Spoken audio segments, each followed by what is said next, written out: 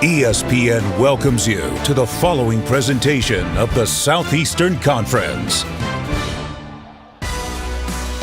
Welcome to ESPN College Football, presented by Geico. Here on Rocky Top, they've never played a regular season SEC game this late in the calendar, but it's 2020, and it is Tennessee against number 5, Texas A&M. I'm Bob Wischusen alongside Dusty Dvorak. Quint Kesnick will join us in just a moment as well. All right, this is not the SEC championship game. This is not the college football playoff yet for Texas A&M, but it seems like this is a game that has all of those implications possibly for the Aggies. It's a great opportunity to put an exclamation point on what's been a fantastic year for Texas A&M. And for those 13 committee members in Grapevine watching today, this is a chance for Texas A&M to show why they deserve to be one of the top 4 teams in the college football playoff. And if they're going to make that top 4, they have to win today. Quint, there are some notable player absences on both sides, though. Yeah, let's start with the Aggies. They're going to be playing without Miles Jones, one of their outstanding cornerbacks. But the players missing in this game for Tennessee are really significant. Eric Gray, their best running back, their best offensive player, 6th in the SEC in rush yards. He's got 30 receptions. He is inactive. 2 prominent members of their staff will not be coaching today. Running backs coach Jay Graham, defensive coordinator Derek Ansley, and that'll leave a lot on the shoulders of head coach Jeremy Pruitt, head coach, defensive coordinator, D-line coach. How about the week for Jeremy Pruitt? His grandfather passes away.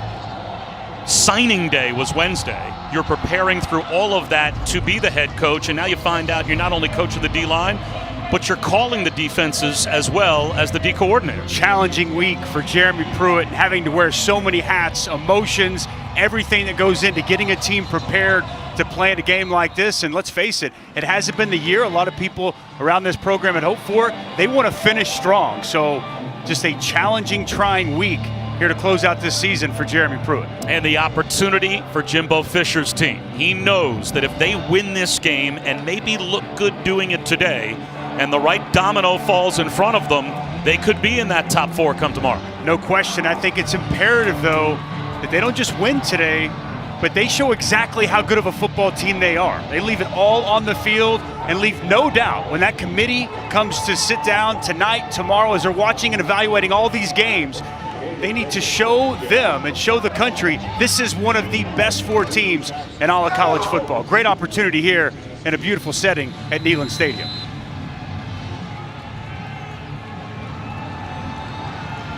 A&M won the toss, and they have deferred. So that's Velus Jones back deep to receive the kick from Caden Davis. And we are underway here at Neyland Stadium. And it will be a touchback. And it will come out to the 25-yard line for a talented freshman quarterback, Harrison Bailey. He and J.T. Shrout, we're going to see both of those quarterbacks again today. But for the 3rd consecutive game, Dusty, it is Harrison Bailey, the true freshman, that starts. I like his size, I like his accuracy, and I like his decision-making. Doesn't put the ball in harm's way, but he's going to have to speed his process up in the pocket with this pass rush from Texas A&M.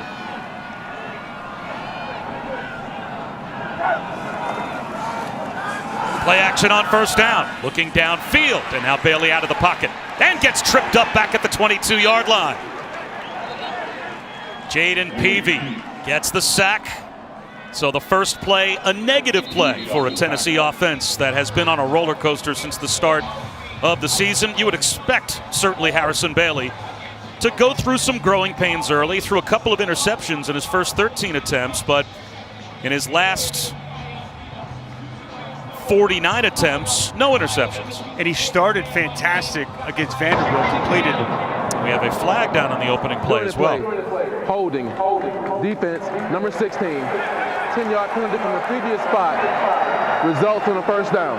So that late flag drops out. That's a break for Tennessee. And Harrison Bailey, he started that Vanderbilt game completing his first 13 passes. Take a look down the field, and this is going to be the matchup to watch. Brian George in today. You see him get the talented Josh Palmer around the waist. Good call down the field, and that's a matchup we'll see if Tennessee and offensive coordinator Jim Chaney continues to try to exploit. No Miles Jones, that boundary corner, and it's Brian George getting the start here today, attacking him on the first snap. And no Eric Gray, as Quint Kesnick told you, tailback, so it's Ty Chandler. Not finding much room. Squeezes out a yard. It'll be 2nd down and 9. One of the real strengths of this A&M defense, that defensive line. They are big, they are physical, and defensive coordinator Mike Elko been moving them around. The senior Ty Chandler going to get a lot of run today, a physical downhill runner. He's going to have to step up and really provide a punch with the talented Eric Gray out. He's piled up yards during his career, about half the rushing yards this season that Gray has had. Swing pass out into the flat, and getting loose is Princeton Fant. He's got a 1st down and more. The tight end spins across the 50 and picks up about 15. This is exactly the way they started Harrison Bailey the last 2 games. Easy throws on the outside, swing to the tight end just on a flat route, nice block on the perimeter, and a quality job by Princeton Fant getting up the field and getting the 1st down. Chandler back to the line of scrimmage. Brought down after maybe a gain of a half yard. At most, Tyree Johnson in on the stop for A&M. 2nd down and 10. Trey Smith on the left side. That Tennessee Volunteer offensive line, such a star-studded career. His final opportunity here on Senior Day. See if he can get some movement and they can get this rushing attack going to set some things up for Harrison Bailey down the field. Play action. Bailey, long throw to the sideline, and it is on target to Josh Palmer. A dime from Harrison Bailey. It's another Vols 1st down. The play action pass, and it's good protection. They hold up front, and again, they go right at George. Josh Palmer, quality route runner, comes open, and the pass on time and on target. As Palmer gets out of his break, that ball's being delivered. Nice start here for the freshman, Harrison Bailey.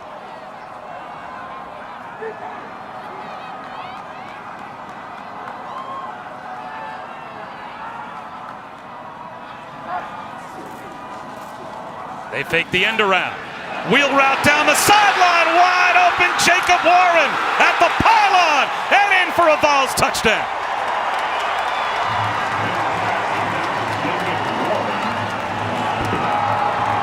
How's that for an opening Tennessee drive? Talk about building confidence for a young quarterback against the best defense that he's faced so far this season.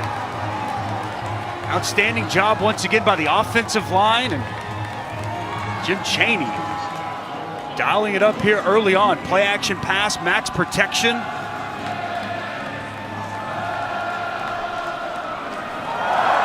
Toby Wilson in place of Brent Samaglia.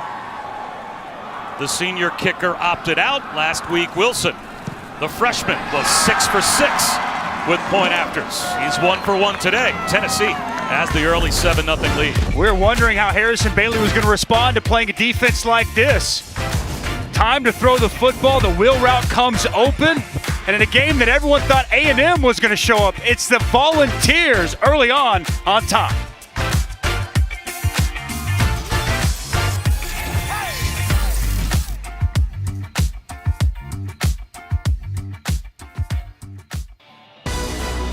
Welcome back to the SEC on ESPN.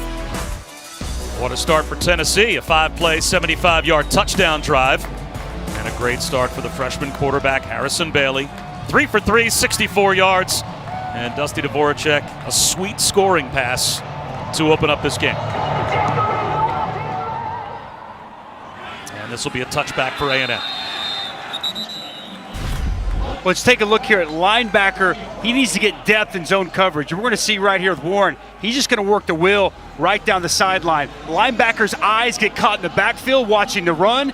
Never gets any depth. Wide open down the sidelines. And Harrison Bailey finds his target. Warren does the rest, getting in the end zone for the first time all season.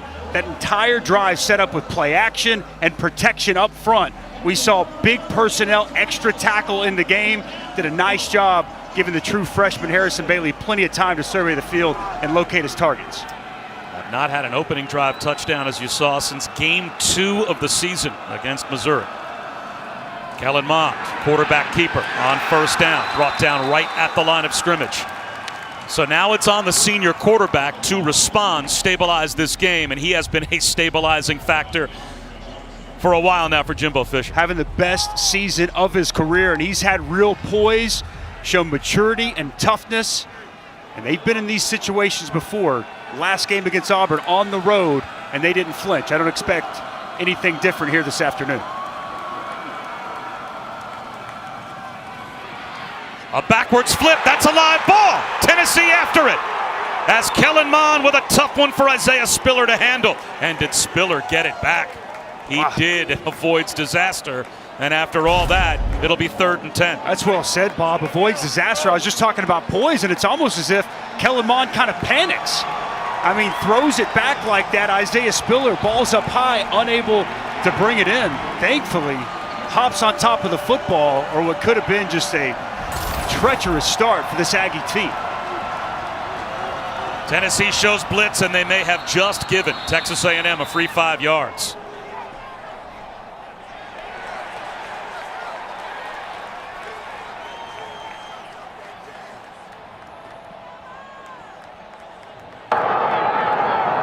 Outside. Defense, number 13. In the neutral zone, causing the offensive player to react.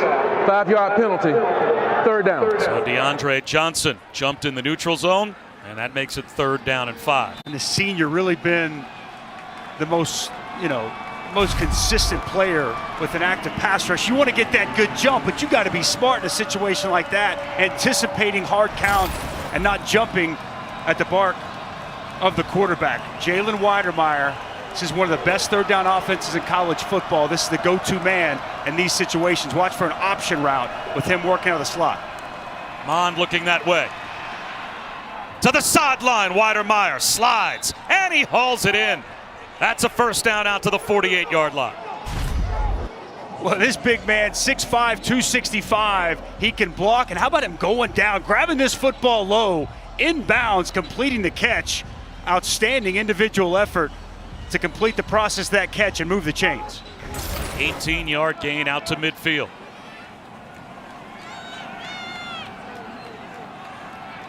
There goes the Swiss Army knife. Anaya Smith in motion. Mond looking his way. Instead, a long throw to the sideline, and that is perfect to Hezekiah Jones.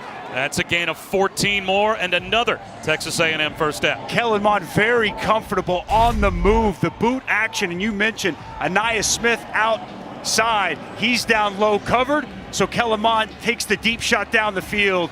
Perfectly thrown football to Hezekiah Jones.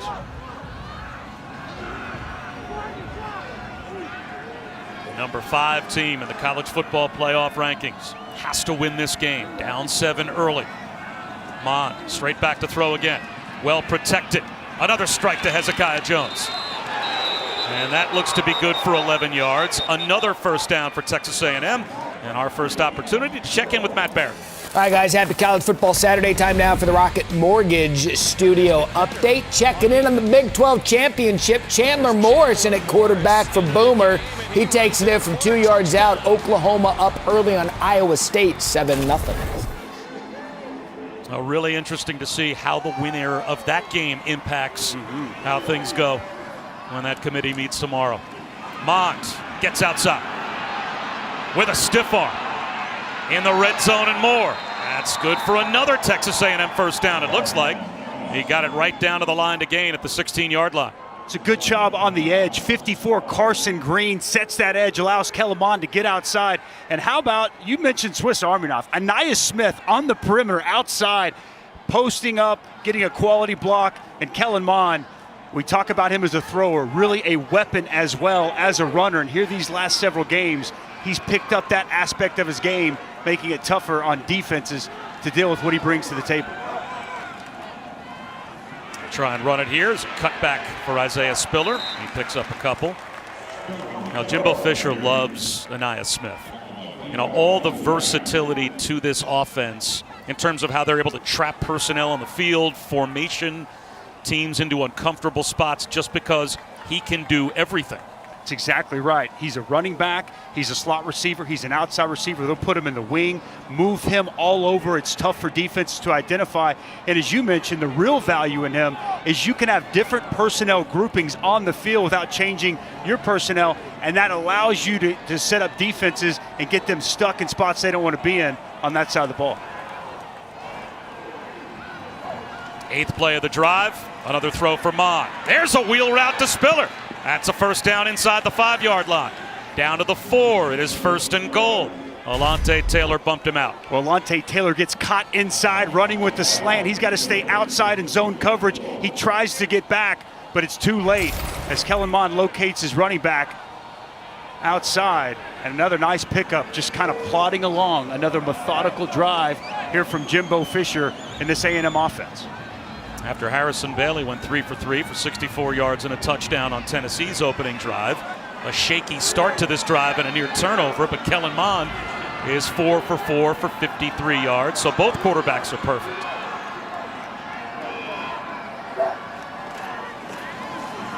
Spiller is met at the 5-yard line. Oh, did he get waffled? Karat Garland buries him for a loss of a yard. Up front, the nose tackle. Man, what a nice play here inside.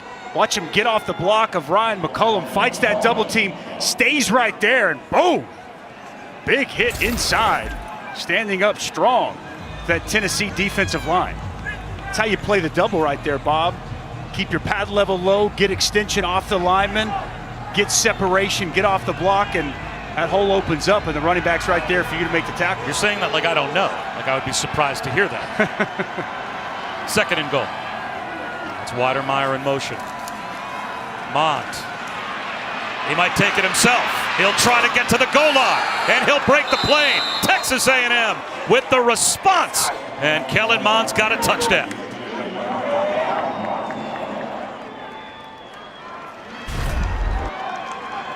See if Mond got in. Look at the toughness, the physicality. He fights for that end zone and stretches it across the plane, capping off an outstanding response from this A&M offense.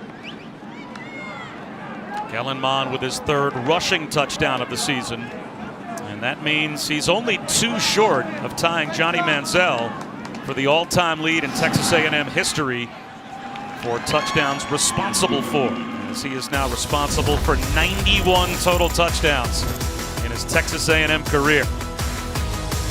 The senior, Kellen Mond, toughness at the goal line. We're tied at 7.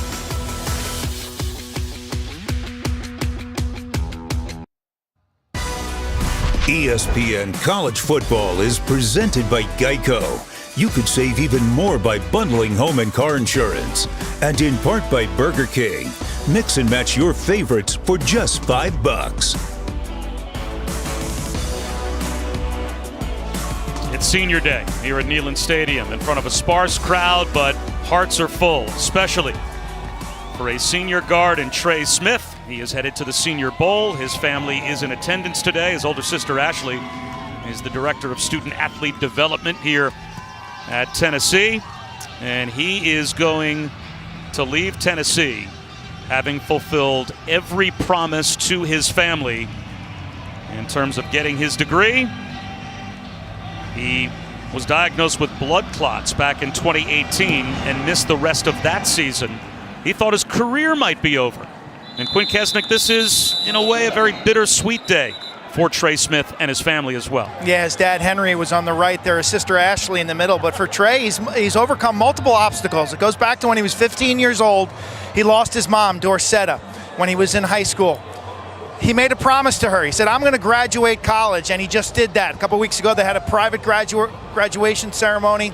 He walked the stage. It was an awesome milestone for he and his family. And as you mentioned, blood clots in his lungs back in 2017. Cleared to play, but they reappeared again. He had a second opinion done. There's a lot of questions. Would his career be over? But he has put together back-to-back seasons, 2019, and 20. And now he's on the verge of being an NFL draft pick. Spoke to him this week. He's mature, smart, intelligent, stands for everything that's great about college football.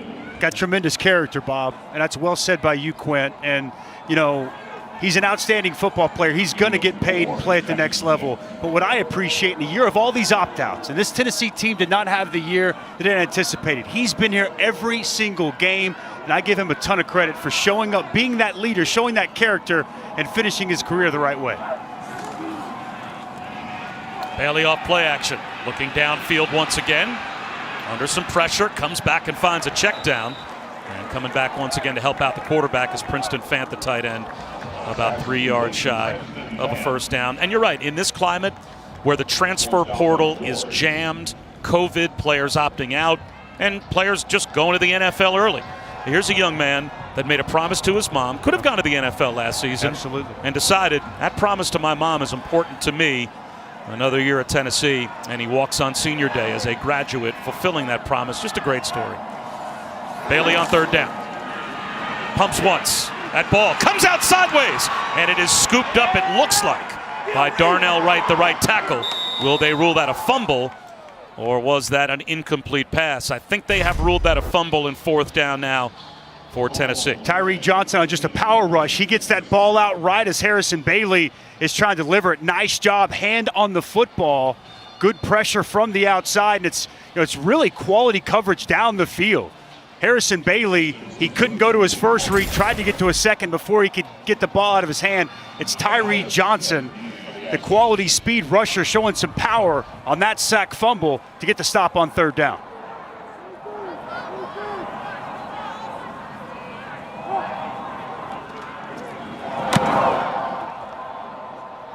Anaya Smith with a fair catch at the 31-yard line for Texas A&M. So A&M gives up an opening drive touchdown, but they respond with a score of their own, a stop. I could look at that face all day.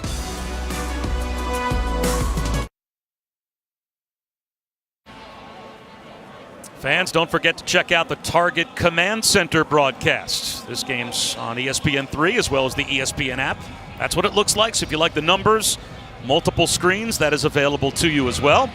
Bob Wischusen, Dusty Dvorak, Quinn Kesnick, arguably the worst television named trio for any college football crew at ESPN. The whole stage name thing didn't make it to this crew. Maybe the tough for someone that doesn't know us to pronunciate, but what's wrong with our names? Come on. Don't be hating on the names. This is no joke. One year, one guy asked me what my real name was. I said, it's Wischusen. He said, I thought you guys all had on-air names. I said, you think I picked Wischusen? What do you think my original name would have been? Wischusen would have been the catchy version. Kellen Mond out of the pocket. A bobbled ball, but that is held onto by Weidermeyer for about 5 yards. All right, so the best chance to reach the playoff, according to our FPI metric, here are the top six. You can see Texas A&M at 35%. Now, this is without knowing what the results of all the other games are today, obviously. So give me the best opportunity for Texas A&M to make the college football playoff. How does it Best, most unlikely, Ohio State loses today to Northwestern. I think clearly A&M wins convincingly today. They get in. The other one, you have a blowout win one way or the other in the ACC championship game. The last thing you want if you're A&M is Ohio State to win and that ACC championship game to be extremely close. Up the middle, it's Spiller. He's a yard shy of a first down, so it'll be third down and 1. Now, the best chance to make the playoff if Texas A&M wins and Ohio State loses. We've at least put that into our metric. And you can see Texas A&M up to 61% with an Ohio State loss. Here's Spiller. He picks up the first down. And I guess my question would be, how is it that there's still a 40% chance that Texas A&M doesn't make the playoff even if Ohio State loses? It's an excellent question. I don't get that. I don't get that. I mean, to me, if Ohio State loses and Texas A&M wins this game and looks good doing it, I think they're like 95% to make the college football playoff, but maybe that's just me. They don't want Bob Wischusen and Dusty Dvorak. They don't want our opinions. They go with the analytics over us. Mond out of an empty backfield. And that is a low throw, and it looks like it was knocked away. And it was.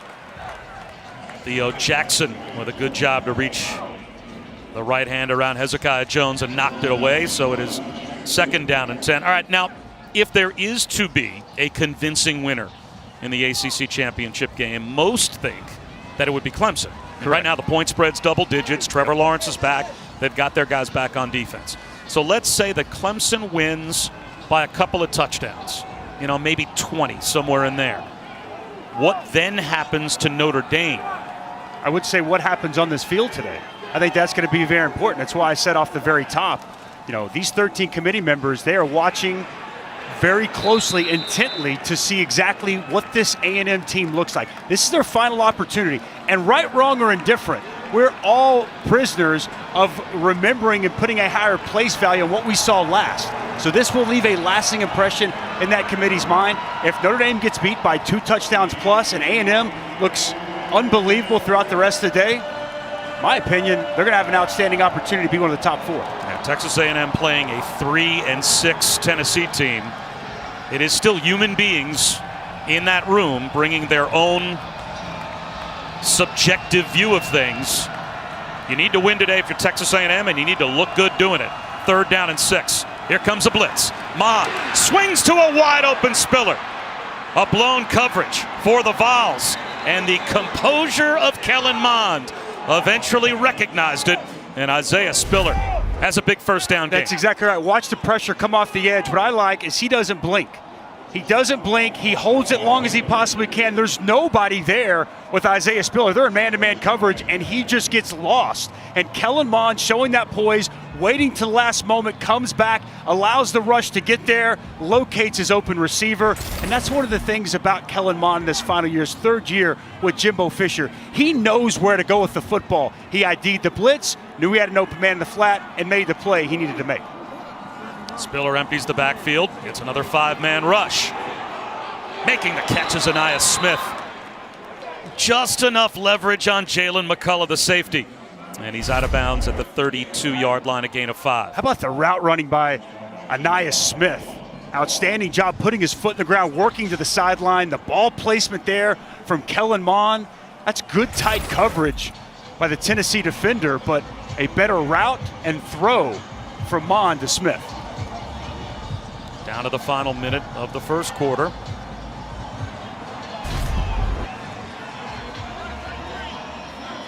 Maybe a little trip there at the end, Bob. That was not called by the officials, but Aniyah Smith would have had a case. Screen out to Hezekiah Jones, and that one goes backwards. That might end the quarter. We'll see if they run another play before the start of the second quarter. We check in with Matt Barry.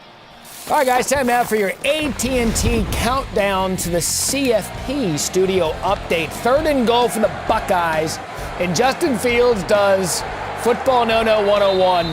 Takes a big sack, led to a field goal. Ohio State up early 3-0. The Fighting Reese Davises. At least bend but don't break on that possession. A lot of eyes going to be on that game throughout the course of this afternoon. And that will take us to the end of the first quarter. Texas A&M driving but facing 3rd down and 5 in a must-win spot when we come back to Neyland Stadium to start off the second quarter. Kellen Mond has already got a touchdown. He's looking for more.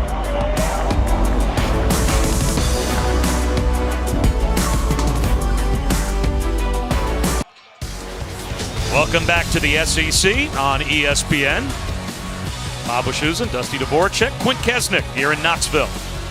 Happy holidays and a big 3rd down to start off the second quarter for Texas A&M. Number 3 in America in 3rd down conversions offensively against a team that's not in the top 100 on defense against 3rd down, and already A&M perfect so far today. Looking for another. Weidermeyer down below.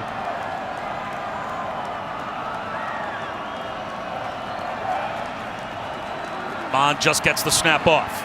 Swing pass to Spiller. He's got a lane, gets to the sticks, breaks a tackle, and easily picks up another 3rd down conversion for the Aggies. Way too easy. Too much time for Kellen Mond in the pocket. They bring pressure, doesn't get home. Trayvon Flowers, too much depth. He's got to be closer to the line of scrimmage and be able to converge on that easy dump down the flats to Isaiah Spiller once again. And yet another 3rd down conversion for this Aggies offense. Here comes the blitz. It gets picked up. Mond throws very close to the end zone to Weidermeyer. He's out of bounds. It's 1st and goal inside the 5 at the 4-yard line. Well, just a simple corner route and passes thrown on time and on target from Kellen Mond to his favorite target, Jalen Watermeyer. Spiller with a cutback and gets turned back at about the 2-yard line. It'll be 2nd down and goal.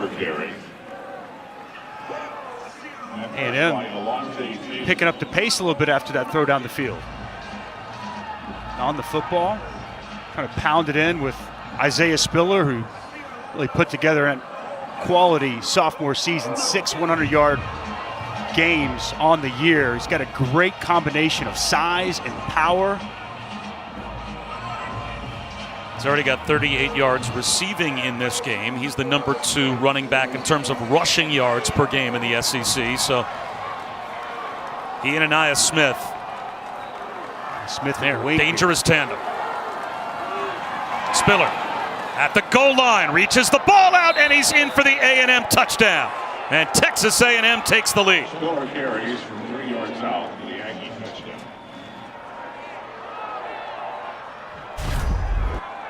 See if Spiller breaks this plane here. Good physical running at the goal line. Clearly reaches it across for another Aggie touchdown. Trayvon Flowers tried to keep him out, couldn't do it. And Isaiah Spiller, for the 7th time this season, finds pay dirt, his 7th rushing touchdown, a 12-play touchdown drive. Took over 6 minutes off the clock. That's a classic Texas A&M scoring drive this season. This is what they do.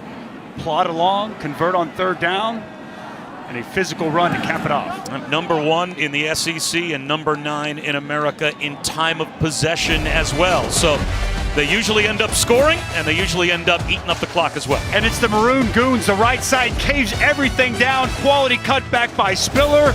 And the quarterback, Kellen Mond, he likes it.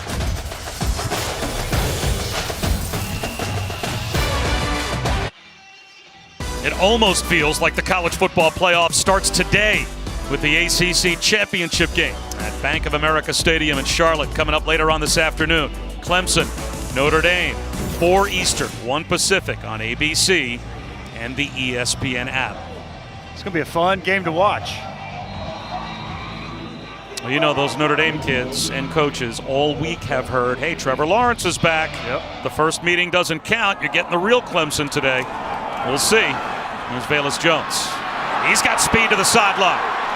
Dangerous return man, and a good one. Out close to the 38-yard line. A late flag was just thrown. That's Velus Jones's calling card coming from USC.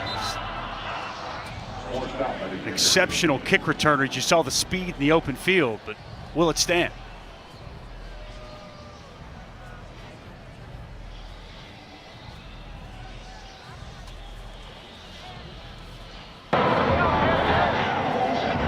Doing the return, illegal block in the back, kicking team number 26, 10-yard penalty from the spot of the foul, 1st down. So that takes away the Velus Jones return as we check in with Matt.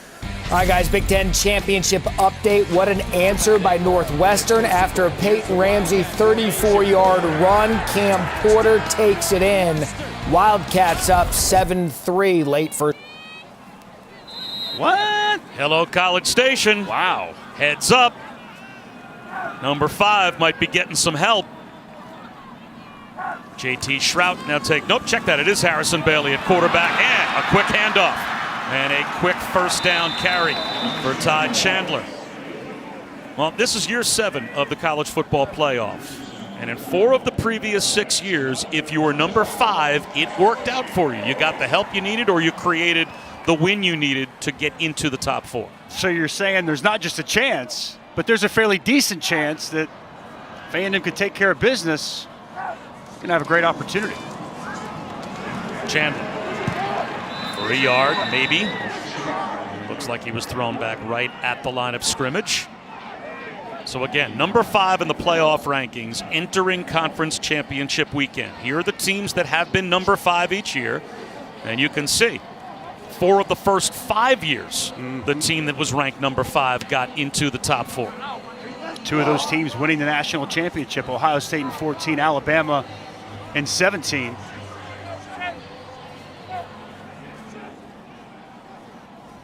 Empty backfield for Bailey on 2nd down and 10.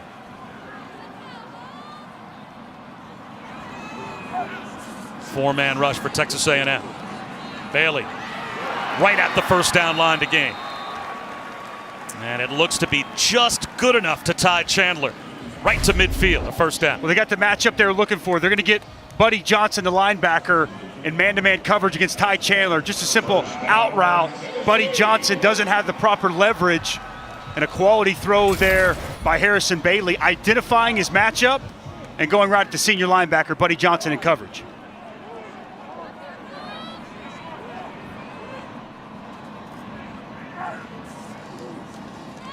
Bailey off play action. Gets hit, and the ball pops out. That's ruled a fumble. There's a scramble for it, and it looks like it's Aggies football. It is. Andre White gets the recovery. DeMarvin Leal all over Harrison Bailey, and it's a takeaway for the Aggies. DeMarvin Leal, one of the more talented defensive linemen in all the SEC. His play is really starting to skyrocket. Watch him right here off the edge. He's just going to work here and continue to get going.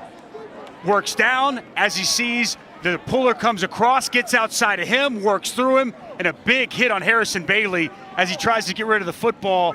And that's one thing as you've watched Harrison Bailey on tape, feeling that pressure, knowing how to get rid of when to get rid of the football, how to escape the pressure. Not quite there yet. The snaps haven't been there.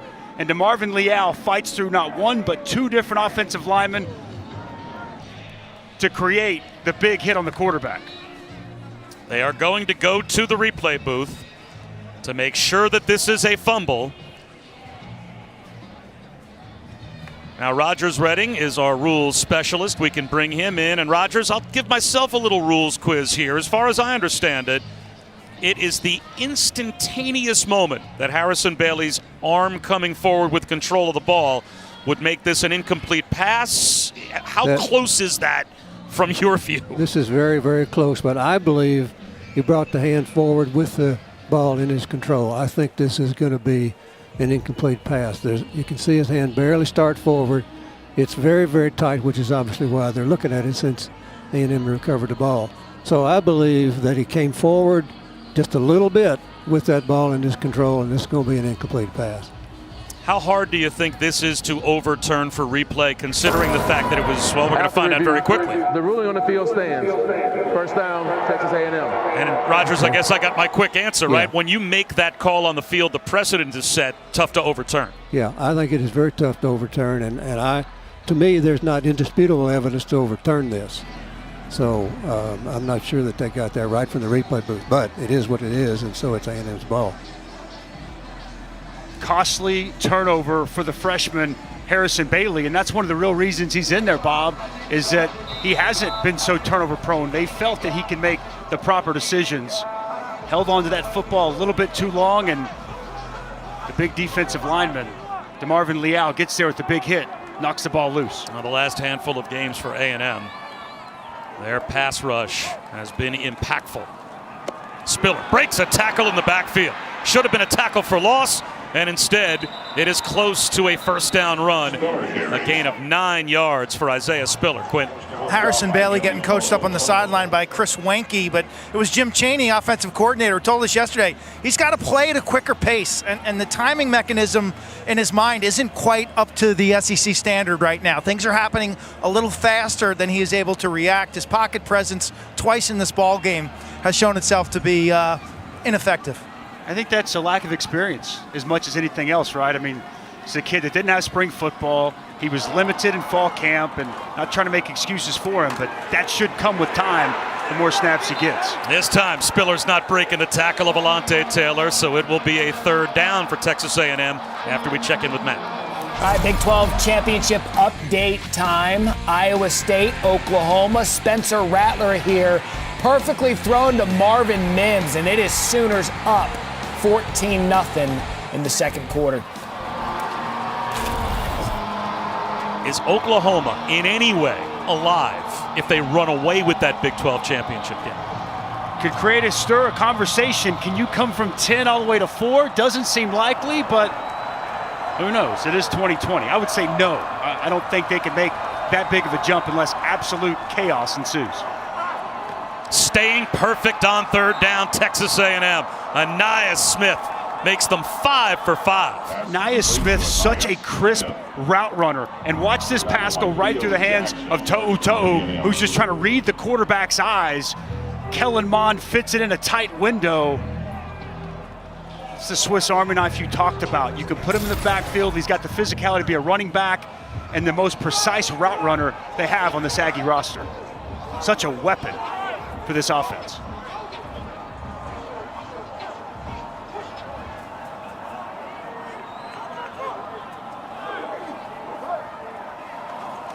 Only a 3-man rush.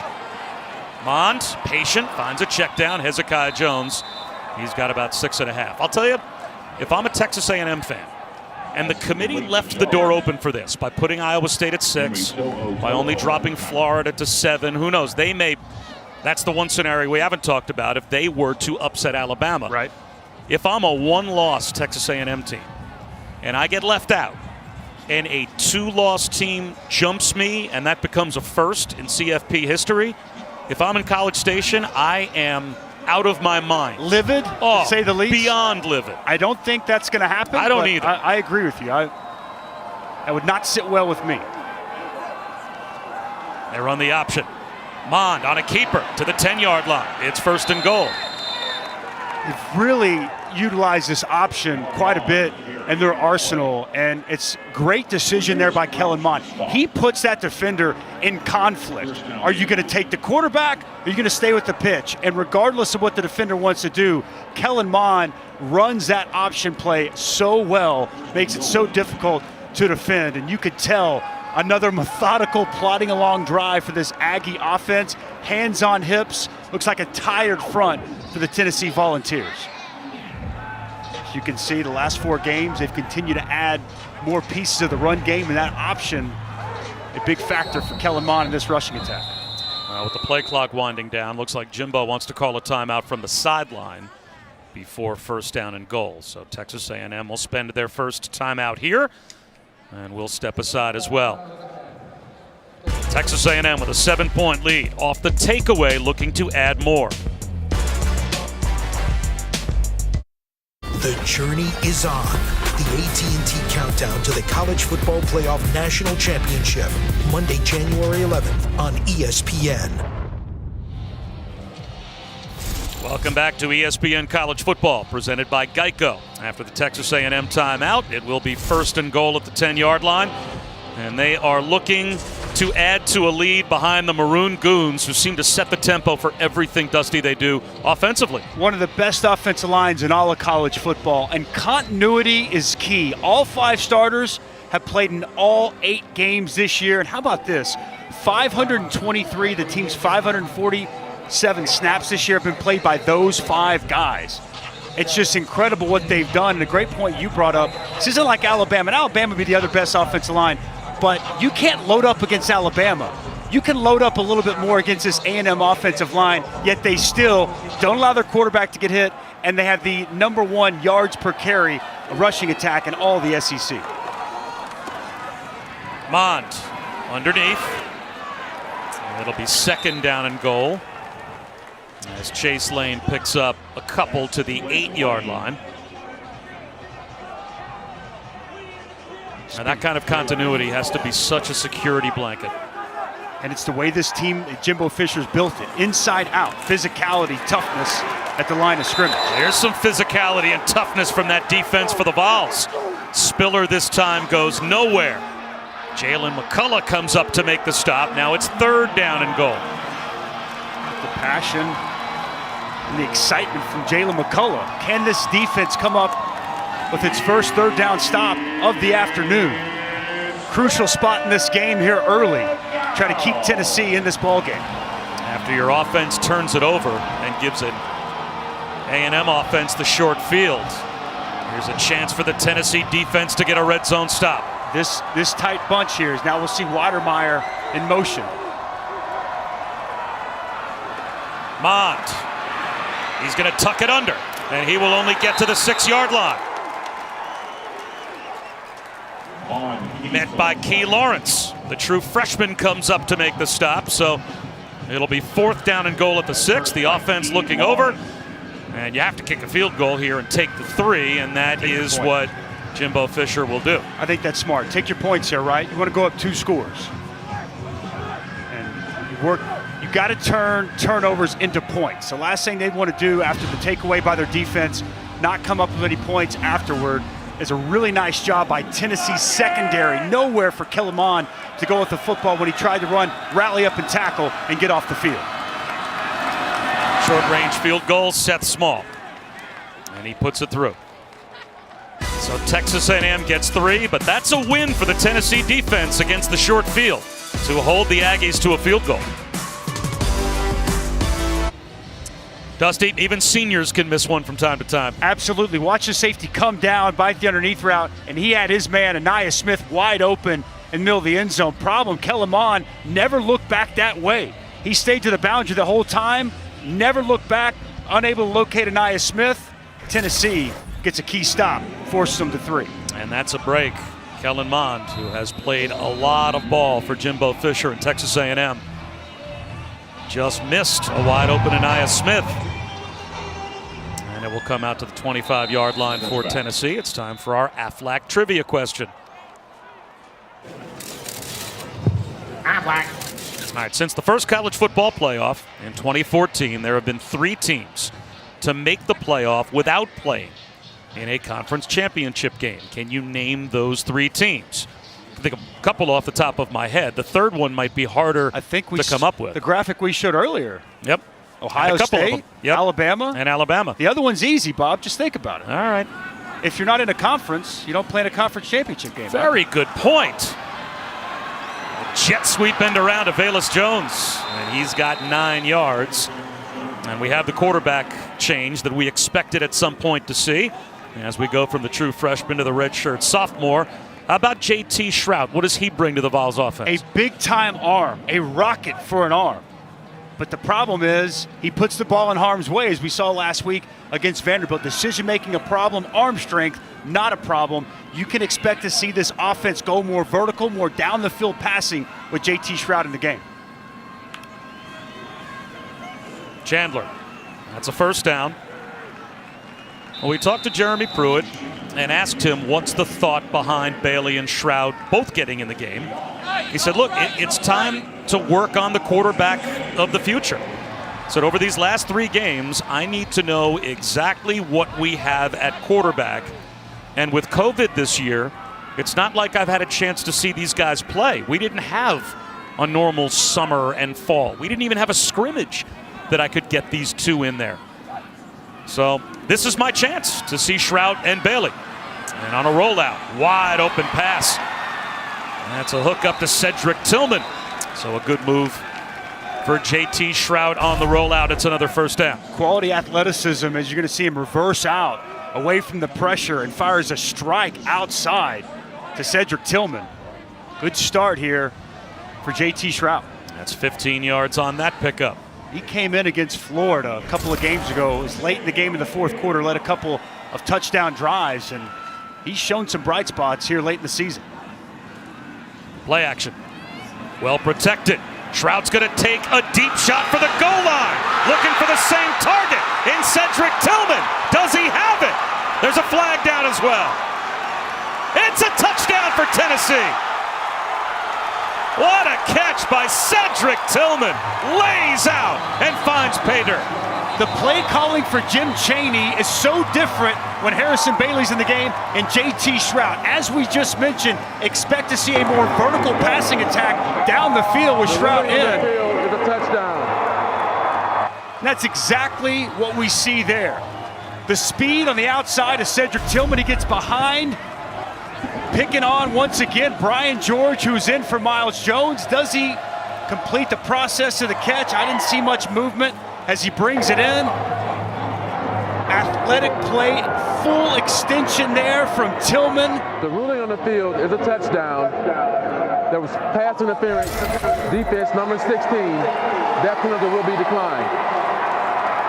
Now, as we took another look on the replay monitor, the ball can touch the ground. Correct. If, in the opinion of the officials, and maybe ultimately the replay booth, Cedric Tillman has complete control of that football, in spite of the fact that it may have contacted the ground, you can stay with catch and touchdown as the call. I saw control. It looked to me like he controlled that football as he hit the ground. We'll see if they buzz down and take an extra look, but what a strike. Coming in cold off the bench for JT Shrout, getting the Volunteers back in this ball game.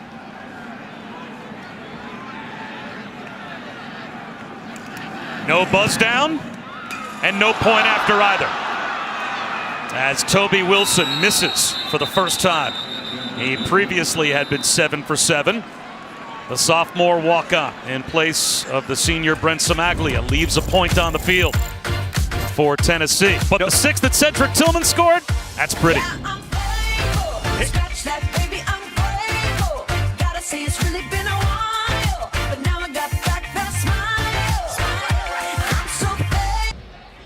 You talked about JT Shrout's arm strength. We just saw it.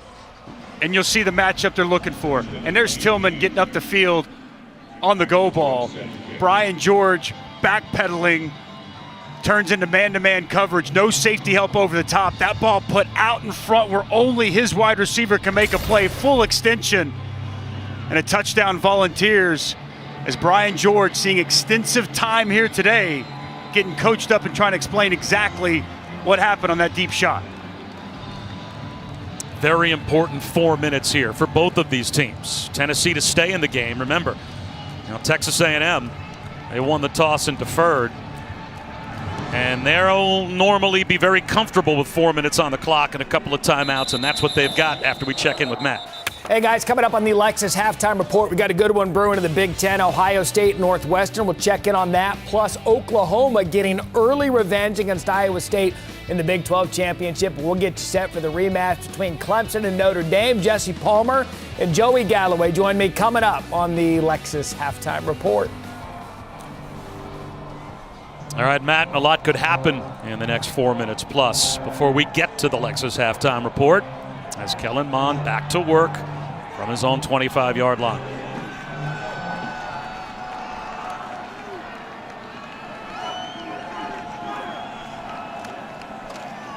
Mond on the slant right through the hands of Aniyah Smith. Warren Burrell there in coverage. Let's answer our Aflac trivia question. A little bit of a trick question here that Dusty Dvoracek saw right through. Since the first CFP in 2014, 3 teams have made the playoff without playing in a conference championship game. Which 3 teams? You got it. You said it during the break. Notre Dame. They don't have a conference championship game normally to play in before 2020. Spiller shaking and baking for 8. It'll be 3rd down and 2. Nice job there by Isaiah Spiller. It's a counter play, allowing the blockers to get in front. The hole opens up, and the burst through the hole to set up 3rd and manageable for this A&M offense. Playbook's wide open here. I'd expect to see him keep it on the ground. With the quarterback, the ability, maybe a little zone read here. Quarterback ability to keep it himself. Texas A&M is 5 for 6 on 3rd down. Mond flips one to a wide open Weidermeyer, and he's got the first down by a yard. So tough to deal with that play action pass. You expect to run. Weidermeyer sells run blocking, and it just flares out, and he's the check down. Easy completion. Another easy first down to Jalen Weidermeyer. Few people in all of college football more effective on 3rd down than 85 for Texas A&M. You think about this offense and how unusual it is in today's day and age of college football. A true inline tight end and a Swiss Army knife running back are your 2 best offensive players, as Mont throws one to Weidermeyer up the seam. He's wide open all the way down to the 35-yard line of Tennessee. A&M in business with 2:40 to go in the half. So effective. Watch him as he's just going to get up the field, attack the middle of the field, just a simple wheel route. And this is really where this Tennessee defense has faltered. Offense to tackle him in the middle of the field, but... And wave it off. A holding penalty was called behind the play. And Weidermeyer, instead of setting Texas A&M up at the Tennessee 35-yard line, instead The Aggies will be backed up 10. Rare hold by this Aggie offense. You'll see the puller come across Jared Hawker. Clearly, arm gets around DeAndre Johnson. Proper call there by the official. So now it's 1st and 20. Only the second penalty called against Texas A&M in the first half. Starting to grind away here. Pick the pace up a little bit. Spiller turns the corner, and that'll stop the clock.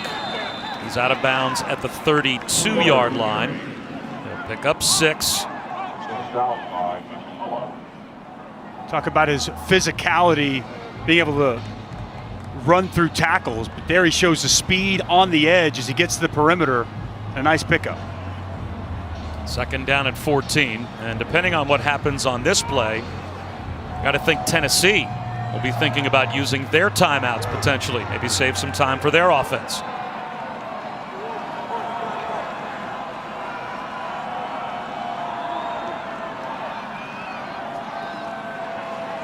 Mont, incomplete. That'll stop the clock for the Vols and set up 3rd down and 14.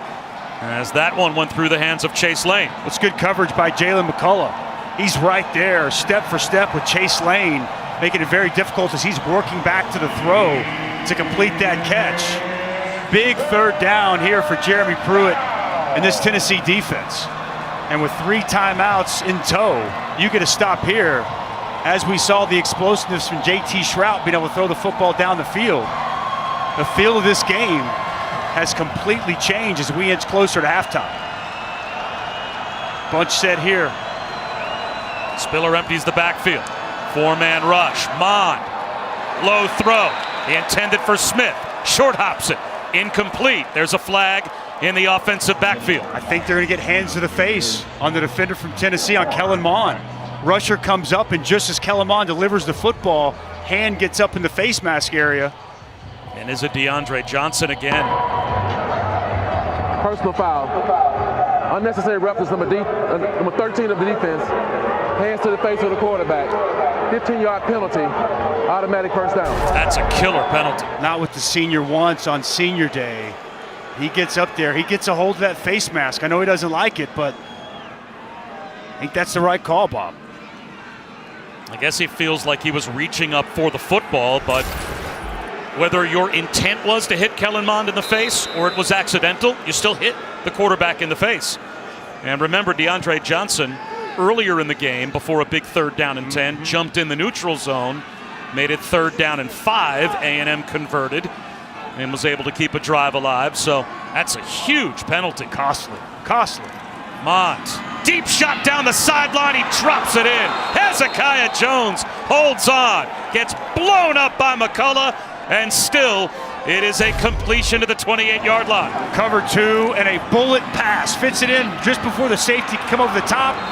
McCullough with a big shot on Hezekiah Jones, and outstanding job completing that catch after the big hit from McCullough.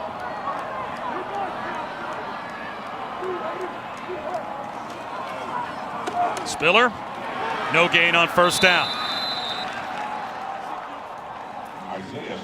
Tyler Barron, the true freshman, backup linebacker, came through to make the stop. It'll be 2nd down and a long 10, close to 11. A&M's got 2 timeouts, but you'd think that they would start to pick up the pace as they do on top of the ball here quickly. Got delayed blitz. Spiller out of the backfield. He's got a 1st down to the 17-yard line, and that will stop the clock with 55 seconds and preserve those 2 timeouts. Henry To'o, 11, the inside linebacker, can't get outside and can't locate Isaiah Spiller. It's been 3, if not 4 different times now when Kellen Mond has had his running back out in the flat without a volunteer defender to be able to deal with it. Taking advantage of that matchup, getting these linebackers, trying to get them to cover Isaiah Spiller and the running backs out in the flats. 4-man rush. Mont, Anaya Smith. That looks to be good for another 1st down. He was stopped forward progress in the field of play. So that keeps the clock rolling. Let's see if Texas A&M opts to use one of their timeouts here. Still with 2 timeouts in over 30 seconds. They're going to go hurry up and hold on to the 2 timeouts. 2nd down and 1.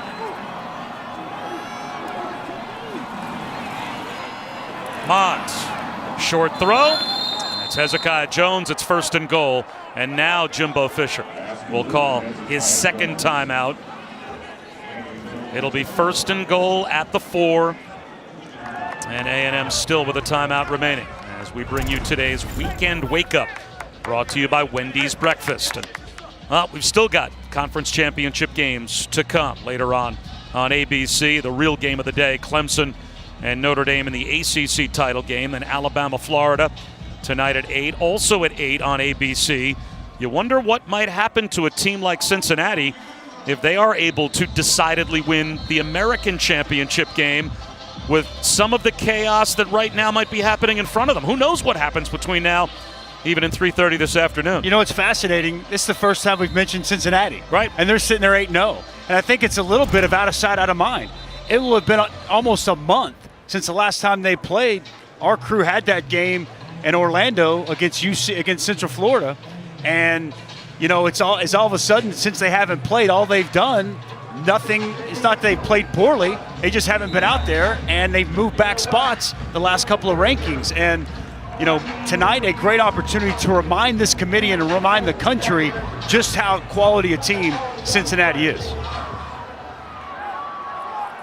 The entire playbook at the disposal of the Aggies with a timeout.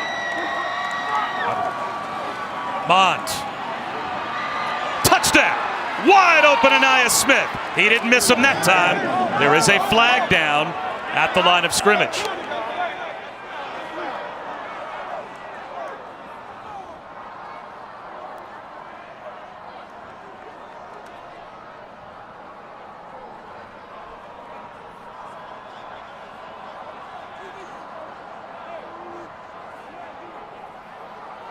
Does the touchdown stand? Personal foul, hands to the face, defense, number 97. That 15-yard penalty will be assessed on the kickoff. Result of the play is a touchdown. So this time, Kellen Mond finds Anaya Smith for a score. We talked about his route running ability. Watch this option route as he shakes like he's going to work inside. Stops on a dime, works out, and completely shakes off the corner. Warren Burrell wide open, and Kellen Mond locates his target.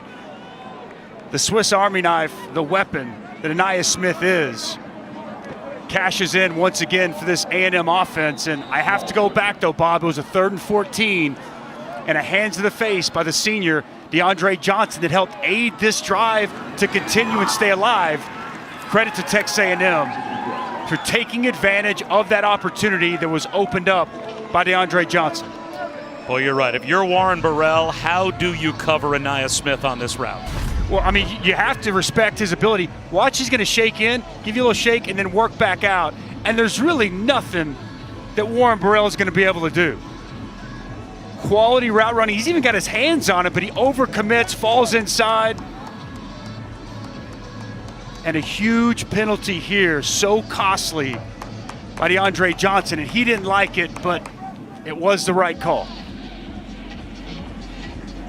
Now that hands to the face penalty called on Darrell Middleton was the flag that was thrown on the touchdown. That is assessed on the kickoff, so that puts the ball right at midfield with 18 seconds to go in the half. And some encouragement on the sideline for DeAndre Johnson. There's a young man that he's a good pass rusher. They know they need him the rest of today's game, and he has kind of lost his cool even after the couple of times he's had penalties called against him. I feel for him though, man. I've been there. Look, you're fighting, scratching, clawing. You're just trying to get a hit on the quarterback. He's not trying to grab his face mask. I know there was an intent there, but the end result in the flag. DeAndre Johnson already with his degree in communications. The first college graduate on his dad's side of the family. So 18 seconds to go in the half. And tomorrow, catch Sunday NFL Countdown. A special start time at 9 a.m. Eastern on ESPN. Complete coverage of Drew Brees returning to action to take on Patrick Mahomes And then Monday Night Football in Cincinnati, an AFC North matchup. Bengals, Steelers, Big Ben, and Pittsburgh looking to all of a sudden break a losing streak at 8 Eastern, 5 Pacific on ESPN, ESPN Deportes, as well as the ESPN app. So Tennessee will keep it conservative here and hand one off to D. Beckwith, and that should end the first half. So Texas A&M deferred their option to the third quarter, and they do score before the end of the half, and Kellen Mond will have the ball to begin the second half as well. 24-13, Jimbo Fisher's team in a must-win spot. They lead Tennessee by 11. It's time for the halftime report. Standing by with Joey Galloway and Jesse Palmer, here's Matt Barry. All right, big game, Bob. Thank you. Welcome back to ESPN College Football presented by Geico. This is the SEC on ESPN. With what's going on right now in the Big Ten championship game, is there a chance that Texas A&M is only 30 minutes away from the college football playoff? It might be. Bob Wischusen, Dusty Dvoracek, Quinn Kesnick is with us here as well. It's got to be really tempting to do some scoreboard watching if you're Texas A&M, but boy, they have really stayed focused. Kellen Mond was so efficient in the first half. They just played their brand of football, it seemed. This is who they are. Only 4 possessions, and they score on all 4 possessions. The one difference, they haven't run the ball as effectively, just 3.1 yards a carry. Credit this Tennessee run defense. But as you mentioned, Kellen Mond, 19 of 22, 183 yards, seemed to make every right decision. And once again, one of the best third down offenses, 6 of 7 on third down, extending drives. Yeah, 4 first half possessions for Texas A&M, all of them, at least 9 plays as we bring you our Liv Moss moment, brought to you by Taco Bell. And this was a very important moment in the first half. DeAndre Johnson with that penalty, 3rd and 14 at the time. It kept the drive alive that set up the Ainias Smith touchdown. Costly and crucial. Listen, 3rd and 14, it was an incompletion. That penalty had nothing to do with the incompletion. Tennessee was sitting there with 3 timeouts and actually a chance to take the lead or take the lead going into halftime. Instead, it extends the drive. Kellen Mond slice and dices the Tennessee secondary, and Texas A&M tacks on a touchdown. And oh, by the way, they get the football to start this second half as well. If I'm a Texas A&M fan, Northwestern pulls off the upset that at least is occurring right now, and I win this game before the ACC championship game even kicks off, I feel like I'm in the college football playoff. You should be feeling very good about your situation. I just don't set them up for failure, though, Bob. You know, I mean, it's crazy things potentially can still happen, but yes, I completely agree with you. You feel good about your opportunities if this game holds as well as the Big Ten championship holds. The Aggies can only take care of their business. They are doing just that so far, as the fair catch is made by Chase Lane. Quint? You got to be able to play man coverage, is what Jeremy Pruitt said to me when I asked him about third down defense. I said, Coach, the option routes. He goes, we got to be able to change directions and cut and stay with those guys. And that's been an issue for Tennessee all season long. He also told me we'll see both quarterbacks as that audition continues. And for Texas A&M, Jimbo really mentioned the 2 long pass plays. Other than that, he's really happy with this effort. We're starting a new corner in Brian George. He's been exploited twice. Otherwise, he likes what he sees from his guys. Yeah, no question. Just a couple of breakdowns in coverage, and I'd expect A&M to really try to pound this football in the second half and get back to their identity as a run team. Mond swings one, wide open. Jalen Preston cuts inside, and he's got about 8. Well, Texas A&M plays an NFL style of football. Get the tight ends involved, run the ball, dominate the line of scrimmage, eat up the clock, and 4 scoring drives, each at least 9 plays long. It's methodical, it plods along, but I got to tell you, for this football eye, I like it. Like for some people, they like it to be fast-paced, up-tempo. There's nothing wrong with that, but there's also nothing wrong with controlling a football game the way this Aggie team does. Mond runs the option, fakes the pitch. He's got a first down and more. Kellen Mond near midfield before he's brought down.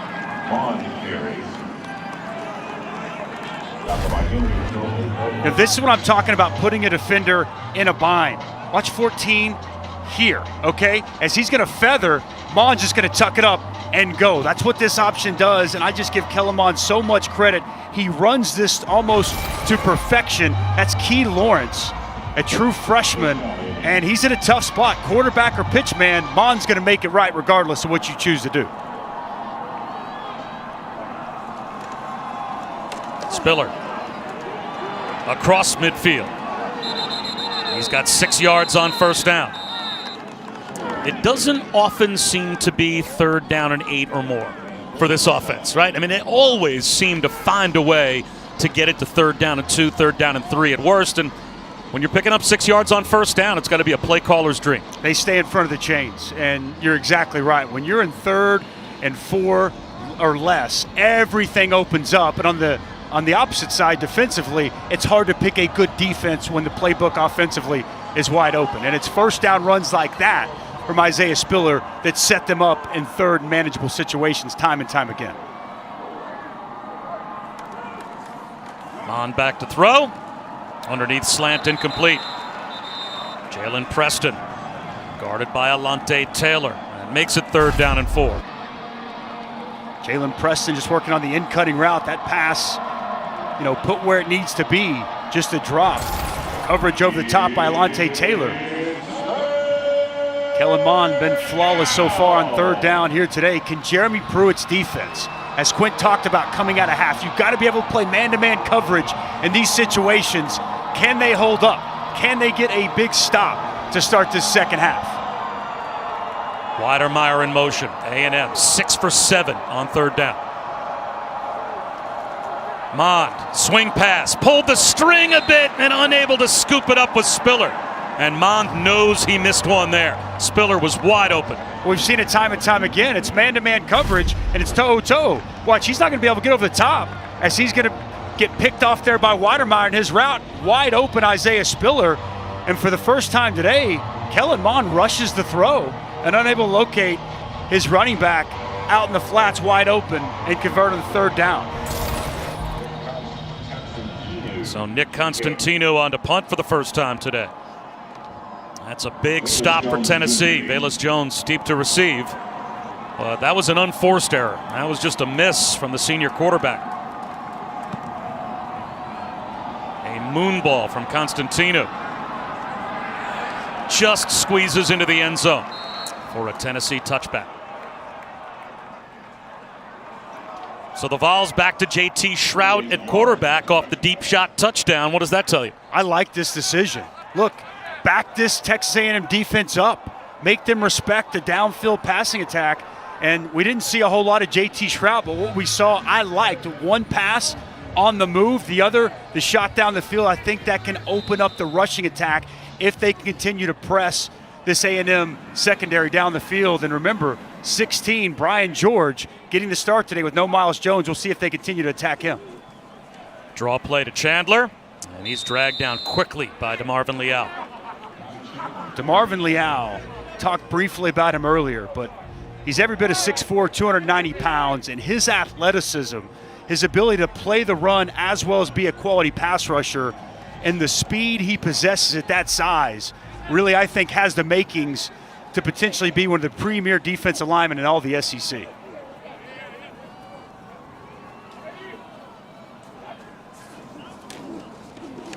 Shrout, there's some arm strength. He whizzed that one over the head of Todd Chandler.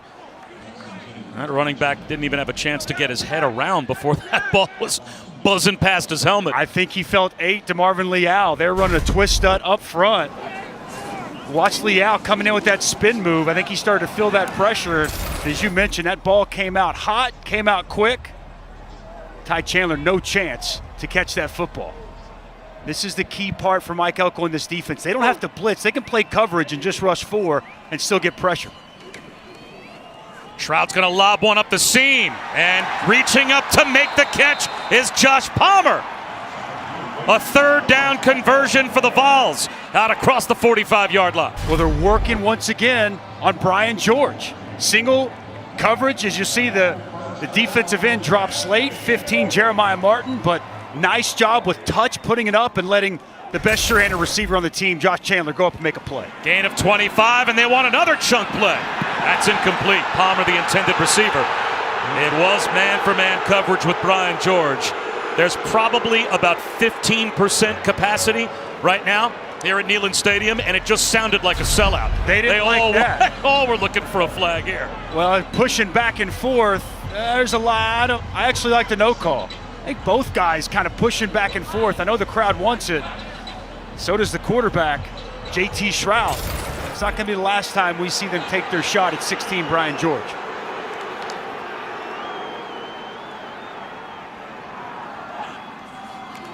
Swing pass to Jalen Hyatt. That went up over his head, and that might have been a backwards pass.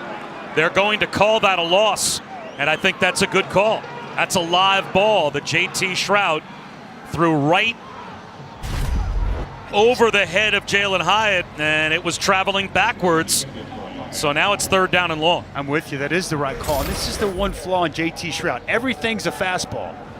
You know, we saw the vertical passing attack and the arm straight down the field, but we've also seen on this opening possession, the second half, everything's a little bit hot. That should be an easy pass, a little swing route out in space, get your talented true freshman the opportunity to run with the football, but JT Shroud for the second time with a bad misfire. Up top, Brian George. 3rd down and 16. They set up the screen, but that was diagnosed immediately by that A&M defensive front. Ty Chandler made the catch. He had nowhere to go. Tyree Johnson was there, helped out by Jaden Peavy, and it will be a punt now for Tennessee. I stopped there by the Aggies defense. Recognition up front. Multiple defensive linemen. Jaden Peavy looked like Tyree Johnson as well as those offensive linemen, as they let you go, retrace your steps, get in their hip pocket, and locate the football. Well done by the front for the Aggies.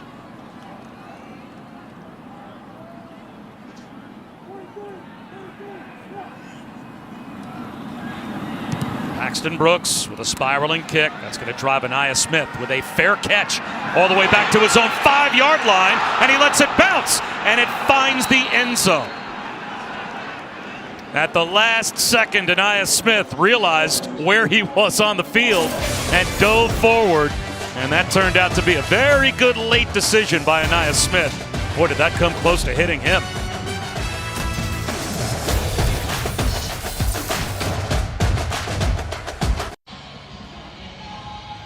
Tomorrow, ESPN will have the exclusive reveal of the college football playoff matchups, the Rose Bowl and All-State Sugar Bowl on New Year's Day. They are the playoff games this season, and Reese and the guys will also unveil not only those matchups, but all of the New Year's 6 bowl game matchups as well, the final top 25 rankings.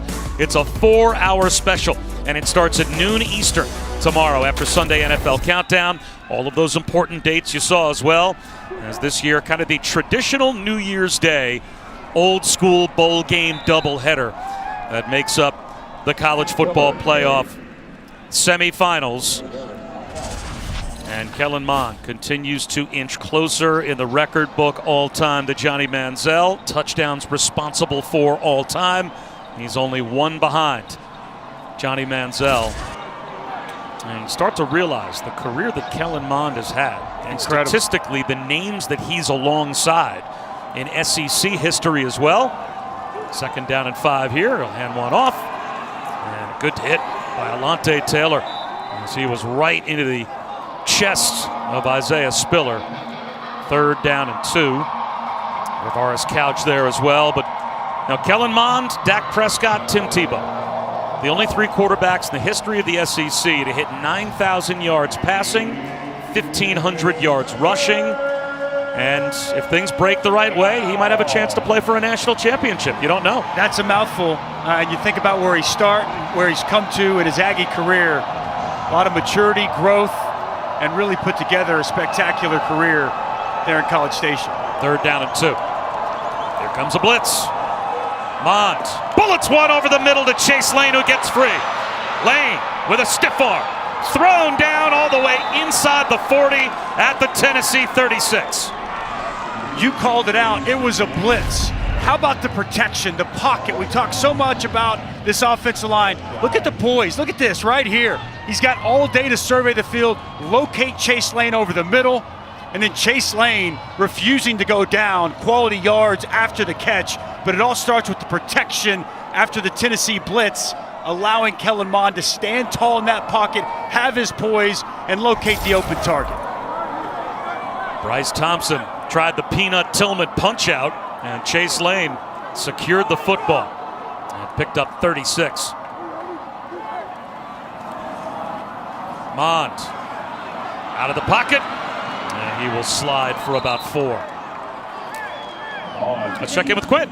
I thought Kellen's comment to us yesterday was really revealing when he said, I want to change the narrative about Texas A&M football. That is a team that typically would not finish the season strong. Well, they're doing that this year. That is a team that has been good, but not great. They're a win here away from being considered a great team. And a lot of it has to do with Kellen. He said his success is because he trusts everybody in the program. And this guy's 4 years has put in his time. And as you said, Dusty, you see the maturation.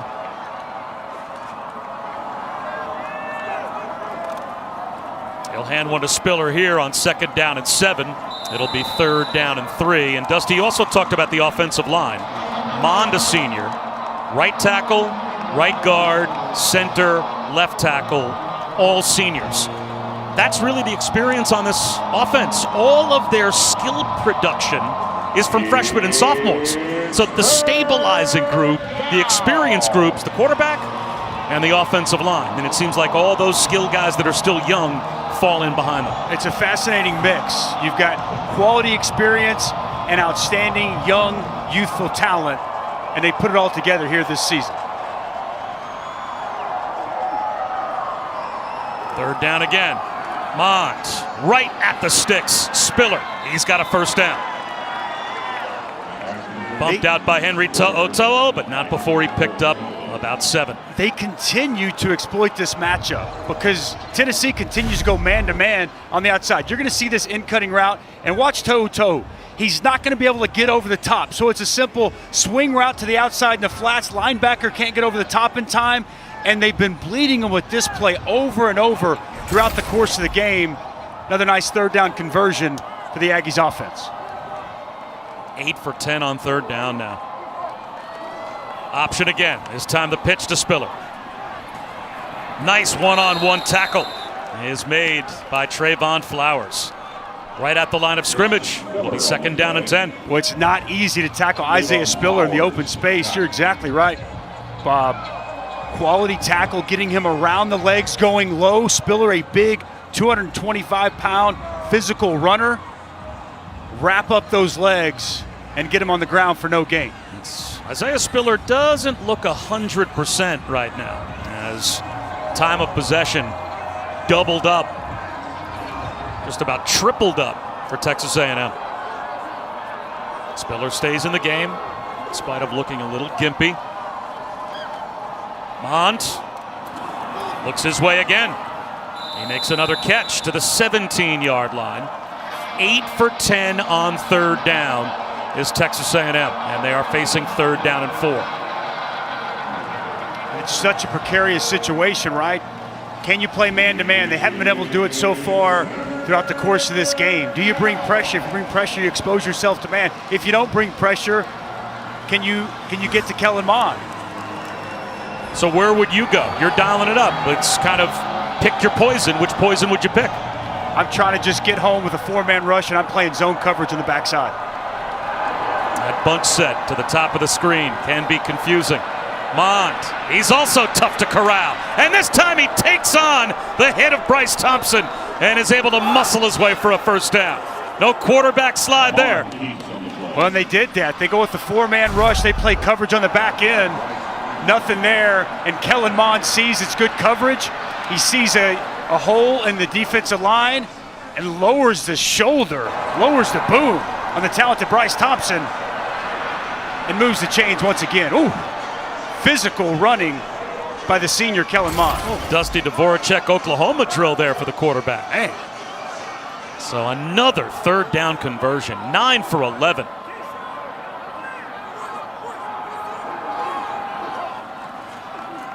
Quarterback run again. Blockers out in front. Down to the 6-yard line. little quarterback sweep there. They get the big left guard, Kenyon Green, out in front. You mentioned all the seniors. I think Green's the most talented of these offensive linemen, just a true sophomore. And even Devon A-Chain getting out in front, getting a block and paving a way for his quarterback as they edge closer and closer to this goal line. Two backs now in the game.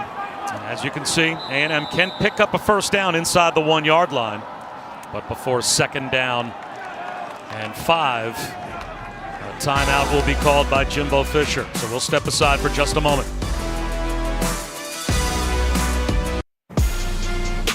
We've been talking about it all day. Texas A&M trying to make it to the college football playoff. How do you get there? Well, Notre Dame beats Clemson. That would certainly be one way. Oh, would the Buckeyes be weeping if they were to be upset? Alabama beats Florida in the SEC championship game. That keeps the Tide up top and doesn't create a muddled picture as well. And you're wondering what exactly would need to be done, what domino would have to fall for Texas A&M. Well, one of those dominoes would be if Ohio State lost, and Northwestern apparently has just thrown a red zone interception. They were looking to go in and add to their lead in the Big Ten championship game against Ohio State. Ohio State sitting at number 4, A&M at number 5, trying to extend their lead here. Hats off to Pat Fitzgerald already. I think they've surprised everyone with how well they've played. False start on Weidermeyer. Because when we came into today, False start. Offense, number 85. 5-yard penalty. 2nd down. of all the things that Aggies fans were hoping happened, I think we both agreed the most improbable of those things would be for the Buckeyes to lose. Which Northwestern, they've been holding their own and some all throughout the course of that ball game. So fascinating as we sit here a day before the selection show and all these games still yet to unfold. Crazy what's going on right now in college football. It never disappoints. Love it. Love it, love it. So now it's 2nd down and 10 after the penalty, back at the 11-yard line. Kellen Mond, quarterback draw. Nothing there. Nice job by Aubrey Solomon to stay home and make sure Mond did not get loose. Now it's 3rd down and 10 from the 11-yard line. Seemed as if Kellen Mond just quit on the routes a little bit early. I don't think that was a design draw. Tucked it to run it. Good job by the Tennessee front. This is Jalen Weidermeyer area to me. He's such a mismatch. We'll see if Tennessee tries to double him, keep a safety over the top, but I would think option number 1's got to be 85. Jalen Weidermeyer, his size, the matchup he creates, so difficult to contend with. He's in the left slot. Anaya Smith at the bottom of your screen in the right slot. Mond bullets one to the end zone, and it's intercepted, picked off by Flowers. Down the sideline, or check that, picked off by Taylor. And Taylor is able to get to midfield after hurdling a man. And not only does Tennessee get the red zone stop, they get a takeaway, and they are in business out near midfield. Huge, huge play by Alontae Taylor. Outstanding job bowing your neck if you're Tennessee, and not just holding them to a field goal, but getting the takeaway and it resulting in no points. Kellen Mond trying to find Hezekiah Jones. Alontae Taylor, he's got different plans in mind. Can Tennessee take advantage of the takeaway? We'll find out on the other side. Alontae Taylor picks off Kellen Mond. And Tennessee gets only their third down stop of the day, and it's a takeaway, and they've got the ball at their own 45-yard line. Play action for J.T. Shroud. Fires a rifle shot, and that's almost intercepted. Jalen Jones had it in his hands, and the true freshman couldn't hold on. Well, there's miscommunication. You're going to see here, Weidermeyer's going to work up, and it's going to be a fade by Hezekiah Jones, but the pass is going to come here to the pylon. They're playing zone coverage on the back end, and it's Alontae Taylor, eyes on the quarterback the entire time, and he just throws it right to him. Kellen Mond, not very often have we seen throughout the course of the season a miscommunication, but clearly he was thrown to the front pylon, no receiver in sight. Shroud gets to the sideline, tight ropes, and picks up a couple of yards. It'll be 3rd down and 8 for Tennessee. Bobby Brown ran him out. Turnovers are great. That's a huge stop, keeping points off the board. But what do you do with the takeaway after the fact? Tennessee needs a 3rd down conversion here. You look up top, Brian George, 16, and you've got 11 true freshmen. Jalen Hyatt up top.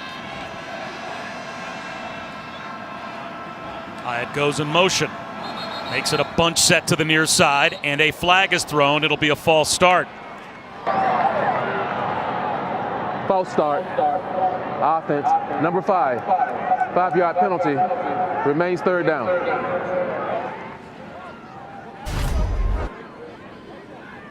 Right on the near side. Sorry, 5, Josh Chandler on the bottom. Just that little flinch, and now it's 3rd down and 13. Empty it out.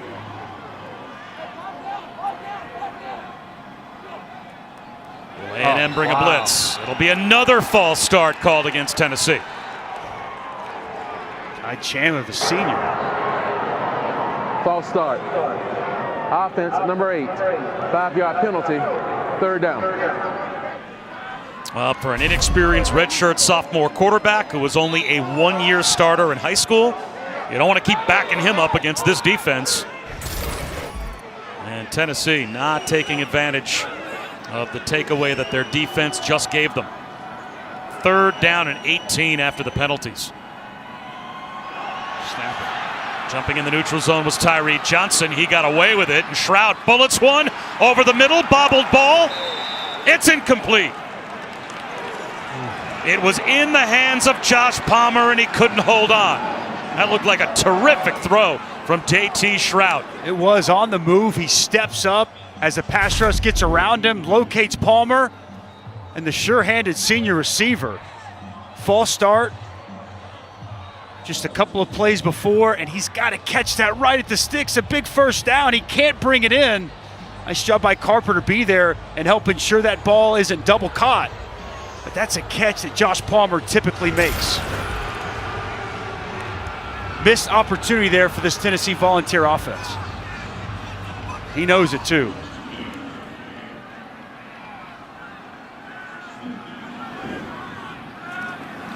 Paxton Brooks barely gets it away, and it's another good punt. It's going to hop. Well done for Tennessee. They'll down it inside the 12-yard line. Very good special teams execution by Paxton Brooks. And later this afternoon, catch the ACC championship game at Bank of America Stadium in Charlotte. Number 3 against number 2, the rematch. Clemson, Notre Dame, 4 Eastern, 1 Pacific on ABC and the ESPN app. And how different is this game? DJ Uiagalelei did a really nice job being competitive at South Bend, got that game to overtime, but now they've got the man back. Trevor Lawrence returns today for this one. Well, he's the best player, in my opinion, in college football, and he's great to have him back. But I think Skalski defensively helps him even more immensely. They're going to have to slow down Notre Dame's ability to run the football. That's what really killed the Clemson Tigers in their first matchup in South Bend. Anaya Smith and Isaiah Spiller both in the backfield. And Mond on 1st down to throw. Check that. He'll tuck it under and run. And he will pay the price at about the 18-yard line. Picks up 6 on 1st down. Inside of a minute to go here in the 3rd quarter. It's a pad popping going on here today from this Volunteer defense. Found a way to keep themselves in this ball game. We start to close out the end of the 3rd quarter. Done a really good job slowing down one of the best rushing attacks in the entire SEC.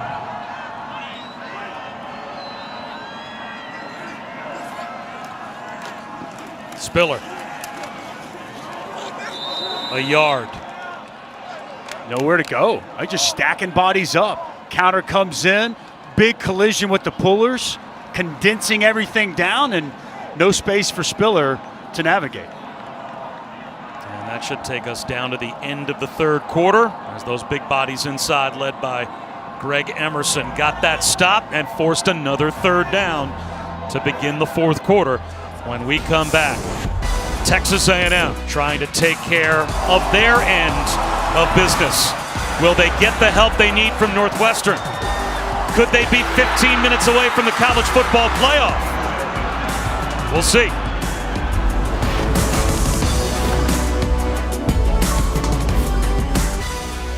Welcome back to the SEC on ESPN. Set for the start of the fourth quarter. Happy holidays. Great. And what kind of a holiday will it be for Texas A&M and Aggies fans? Will they be celebrating a college football playoff berth? We'll see. Let's take a look at this week's college football playoff rankings, brought to you by AT&T 5G.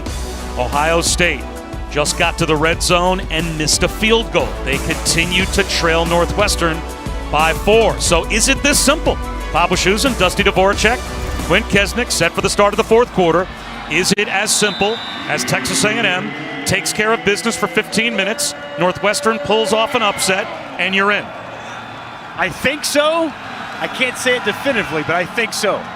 They still got work to handle in this fourth quarter. Third down and 3 to start the fourth quarter. Showing pressure. Play clock down to 5. Here comes the blitz. Mond over the middle. Sliding catch is made. First down. Out to the 25-yard line. It's Hezekiah Jones. Love the pocket presence of Kellen Mond. He talked about his poise. One of the first things that Jimbo Fisher mentioned. Pressure's going to come. That pocket starts to collapse, and he just stands in there strong and locates his target, Hezekiah Jones, on the in-cutting route. So it makes this team one of the best third down offenses in all of college football. Kellen Mond's ability to have poise in the pocket and allow these routes to open up.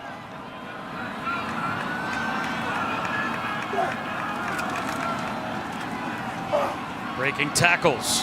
Isaiah Spiller. Jackson rips the ball, but Spiller holds on. He's got 6 yards on first down. Harris Crouch made the stop. Just going to say, and this A&M team has been so good in the fourth quarter, especially when you go back to their previous game at Auburn. Entered that fourth quarter down 20-14, and they outscore them 17-0 and impose their will and walk away with a quality victory. Can they put an exclamation point on today's performance here in the fourth?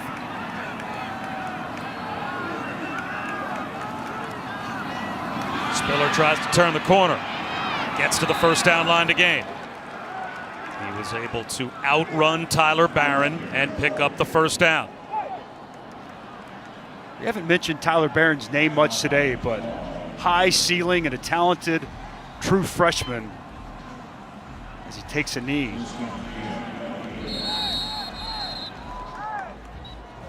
So now the trainer's going to come over and take a look at Tyler Barron.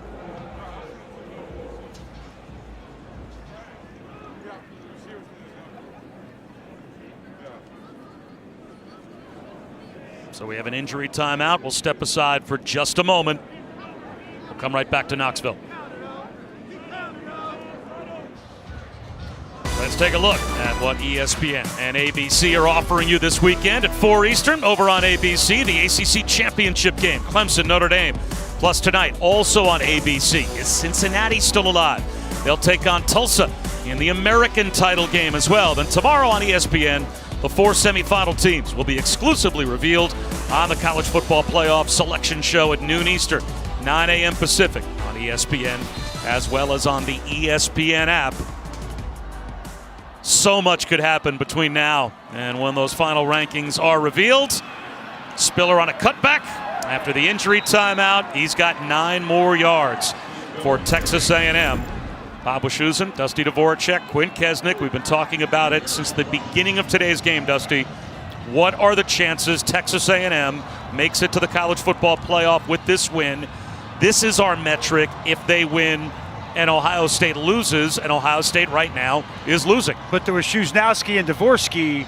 Our numbers put it closer, like 90%, right? Yes. We're a little bit different than some of the analytics that we use for those graphics. So feels like they're getting in if they win and Ohio State loses. Spiller on a cutback, picks up about 2 yards. You start to think of what the circumstances would have to be for there still to be a 40% chance that the number 5 team wins, the number 4 team loses, and the number 5 team still doesn't make it into that top 4. It just doesn't seem logical. And the number 6 team is getting beat by 17 right now in the Big 12 championship, right? So, I mean, it's not as if Iowa State is running Oklahoma out of the stadium and you would move them up over A&M. I mean, everything is kind of aligning, setting up perfectly for these Aggies.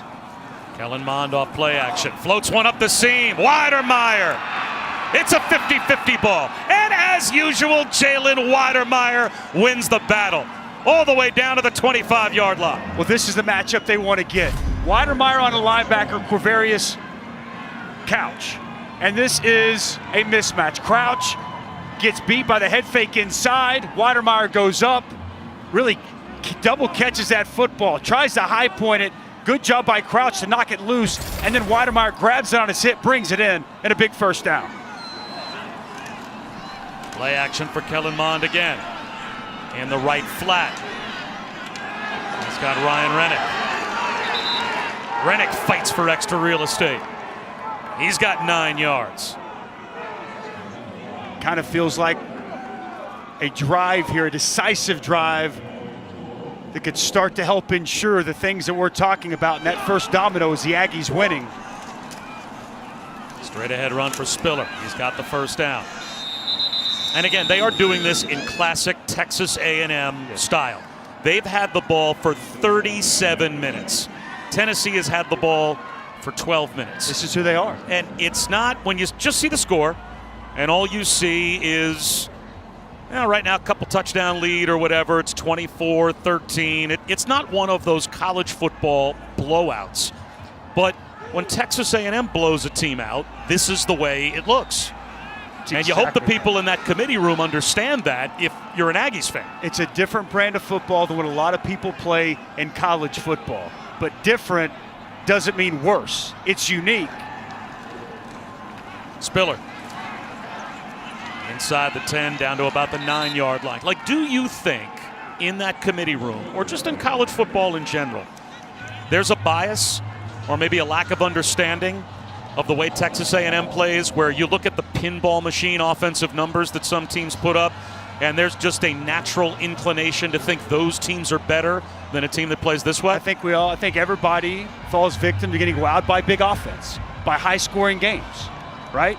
And this is different. That's not the way Texas A&M approaches. This is not the way Jimbo Fisher, given his team and his structure, the way they play. And there shouldn't be a bias, but I think in some ways there definitely is. Here's Anaya Smith inside the 5, down close to the goal line. It is 1st and goal inside the 1. Stopped just short. This is that versatility that we talked about. Isaiah Spiller playing the role of fullback there. The interior of that offensive line, it's body blow, it's body blow, it's body blow. They continue to get pushed, continue to get movement. And Anaya Smith, this is the other thing about him. We've showed you all throughout the day his route running, but he's also a physical runner with the ball in his hands. How about this? Isaiah Spiller in at fullback, one of the best running backs in the SEC, selfless to help this offense. He'll block for Anaya Smith, and Anaya Smith will score again. Touchdown A&M, and they extend their lead.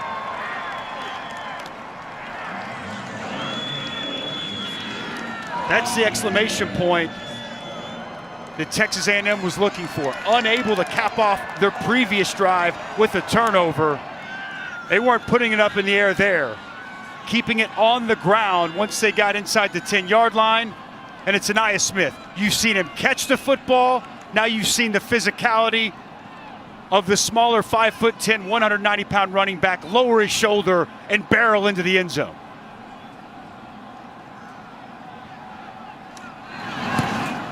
Point after is good. Isaiah Spiller with a rushing touchdown. Kellen Mond with a rushing touchdown. Now Anaya Smith has a rushing touchdown of his own. All A&M here in Knoxville.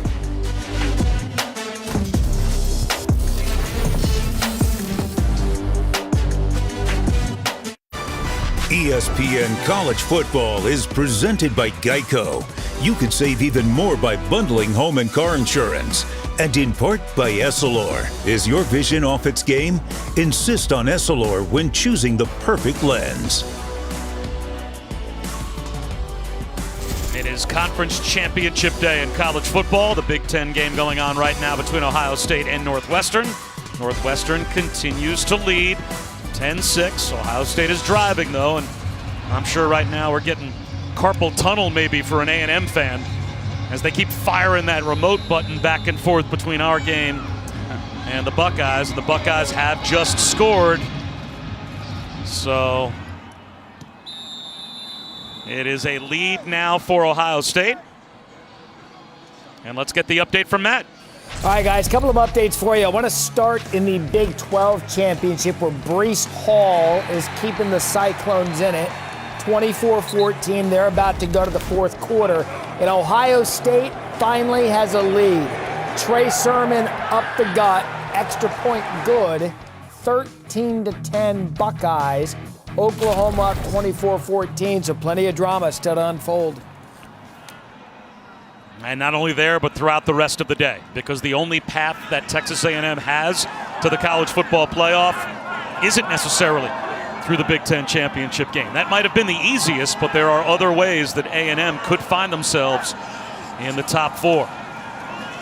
Harrison Bailey is back in at quarterback, and this handoff on the delay to Ty Chandler picks up a first down. You start to think about this Tennessee season as well, Dusty. It looks like they are going to drop to 3-7 in their 10-game season, and there will be questions surrounding Jeremy Pruitt until Phil Fulmer comes out and says the coach is definitely coming back. Bailey extending the play, trying to get away, and he cannot. Now he will be thrown down by Bobby Brown. Bailey there just holding on to the football too long, plagued him early on the game. But to answer your question, Bob, there's going to be a lot of speculation, and it's already out there. I think there's probably a lot of people, that think that it's time for Jeremy Pruitt to go. We've already seen 3 SEC coaches go. I'm not one of those. Look, I think Jeremy Pruitt deserves the right to come back another year. Explain to me this, Bob. How do you give a man an extension early in the season and then fire him later in the season? I mean, what was it? If he was good enough to give him an extension during the 8-game winning streak, is he not good enough to come back after another quality recruiting class and get that 4th year with his entire cycle of recruits to finish the job and see exactly what he's capable of?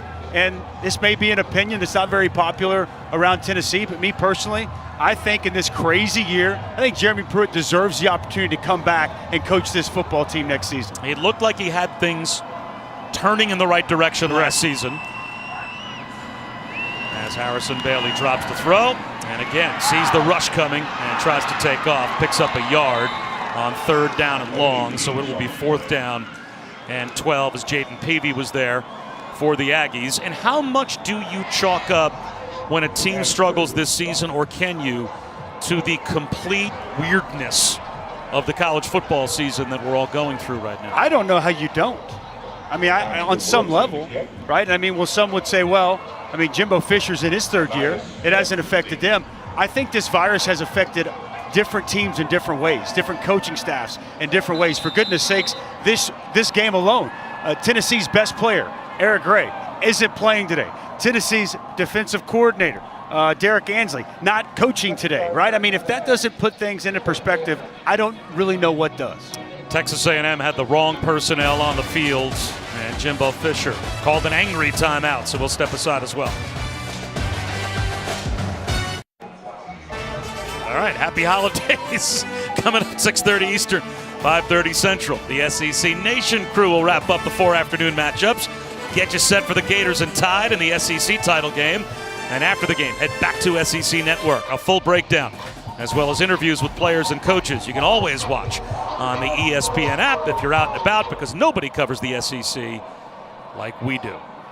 6:45 to go after the A&M timeout on special teams. It's a punt for Tennessee.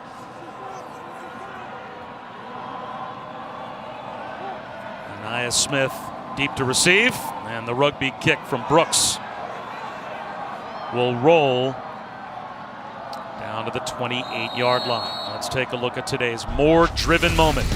Brought to you by Goodyear, and it's been drive after drive engineered, Dusty, by Kellen Mond. He's been spectacular for the most part. Aside from the one interception, he showed toughness, grittiness, with his ability to run the football, but really it's been through the air. 26 of 32 has been extremely efficient for the second straight game. Similar on-the-road performance against Auburn, and helping lead this football team to what we anticipate to be yet another quality road victory in SEC play. And a quality road victory. You're right. It's a good way to describe it. 6.5 minutes to go. And it was interesting talking to Jimbo Fisher yesterday about what he thought his team needed to accomplish today. And they'll start this drive with Spiller jitterbugging his way for 7 yards on first down. And we asked him, style points, do you need them?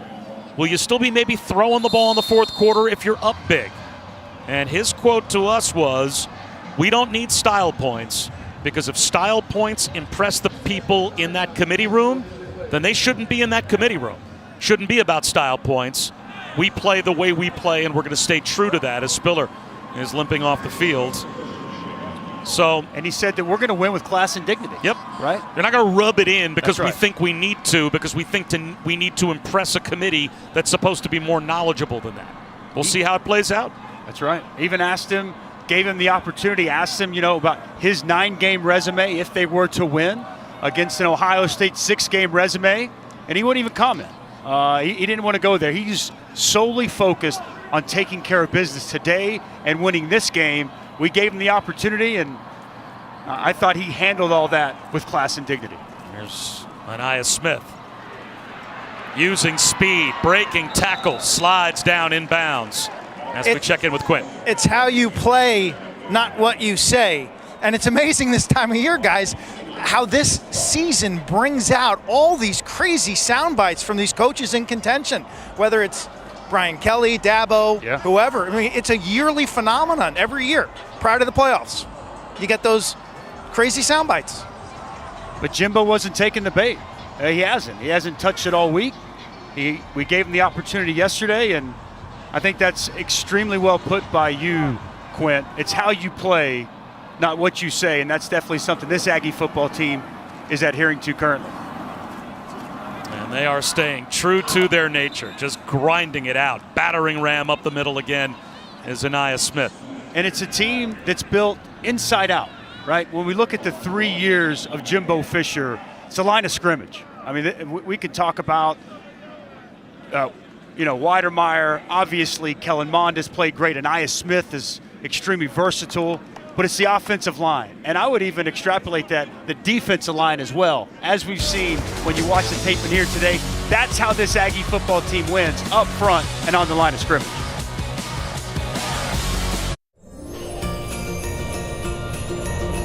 Season's greetings, and it is that fun college football time of year. Tomorrow, the selection show. January 1st is the semifinals, the Rose Bowl and the Sugar Bowl. We'll give away the Heisman on the 5th, on the 7th. All of the awards of the Home Depot College Football Awards show. And then January 11th, we crown a national champion. Who will be the 4 teams that will make it? Well, these were our picks coming into today.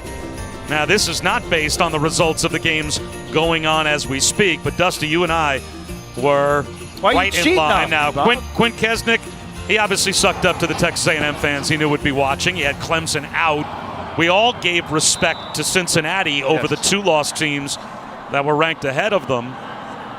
We'll see what happens, though, based on what could still happen in the Big Ten game. Dusty can vouch for me. I've had A&M at the 4 spot for a long time. Clemson's only beaten 1 team with a winning record, okay? If Clemson beats Notre Dame, they leapfrog A&M into that 4th spot. But until they do, they're getting a lot of credit for beating the teams like the Citadel, Syracuse, Wake, and Virginia. And the ACC is as top-heavy as it has been all these years. North Carolina is probably the next best team behind the top 2, and there's not a lot there. What a move by Anaya Smith with the stiff arm. Anaya Smith down inside the 10-yard line before he's run out. 1st and goal at the 9. It's a nice hole off the left side and an outstanding piece of running. As you see, get behind 65 Dan Moore. He gets a kick-out block, and Anaya Smith in the open field is dangerous. What a fourth quarter he's had. You see him put that foot in the ground, get north and south, use that speed on the sidelines to set the Aggies up inside the 10. That puts Texas A&M up to 213 yards rushing to go along with 281 passing. So knocking on the door of a 500-yard day. Anaya Smith brought down right at the line of scrimmage and driven back by a gang tackle led by Jalen McCullough. And on the stop as well, Henry Toto. That last stat we showed there, the disparity in rushing yards, kind of illustrates my point I was making before into the break of this team being built from the inside out, the offensive and defensive line. And we asked Jimbo Fisher about that, and he said if you can't win the line of scrimmage, you're not going to be consistent, right? He said the skill doesn't always hold up. They don't always catch the football. But if you can win on the line of scrimmage, you have staying power and the ability to be consistent. That's what they found in College Station. Anaya Smith running behind Spiller as the fullback and runs into him. And again, it's no gain. So it will be 3rd down and goal at the 9. Now again, if you're an Aggies fan, you're keeping an eye on the Big Ten championship game. Ohio State got a fumble recovery and a short field, but couldn't punch it in. So they have now extended their lead with another field goal to 16-10. But there's still a lot of football to play between those two teams in Northwestern. Who knows? They might get the ball back late with a chance to win the game. You never know. I'll be completely honest. I did not expect that game to be that close. Regardless of the outcome, tremendous amount of respect to that Northwestern football team. Anaya Smith again. Driving his legs down inside the 5, getting a push. And they'll say he was down at the 4-yard line. True to his word, Jimbo Fisher elects to keep the football on the ground as opposed to putting it up in the air and try to tack on another touchdown. We'll see what he decides to do here. Do you kick the field goal or do you line up and you try to run it one more time? It looks like, at least for now, he is leaving his offense on the field. Unless he's just going to let the clock wind down as far as he possibly can and then spend a timeout.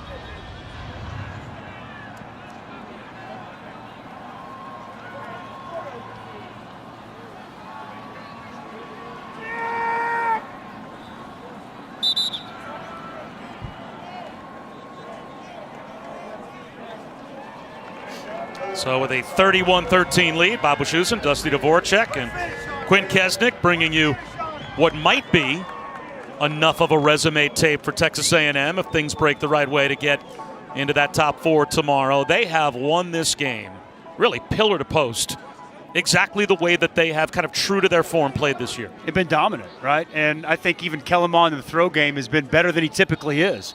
Rushing game took a while to get going, but that big offensive line, they just kind of pound on you, and then ultimately you give way. But really dominated this game in every facet as we sit here with under 2 minutes to go. Just kind of exactly, if Jimbo Fisher could have drawn it up, true to form to who this Aggie team is.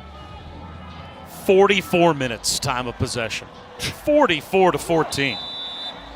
And after the timeout, rather than try and tack on the touchdown and go for those style points, he's going to send Seth Small out for a chip shot field goal and make it 34-13 with 1:16 to go. That disparity in plays, that's about as vast as I think I've seen. 78 plays to 30.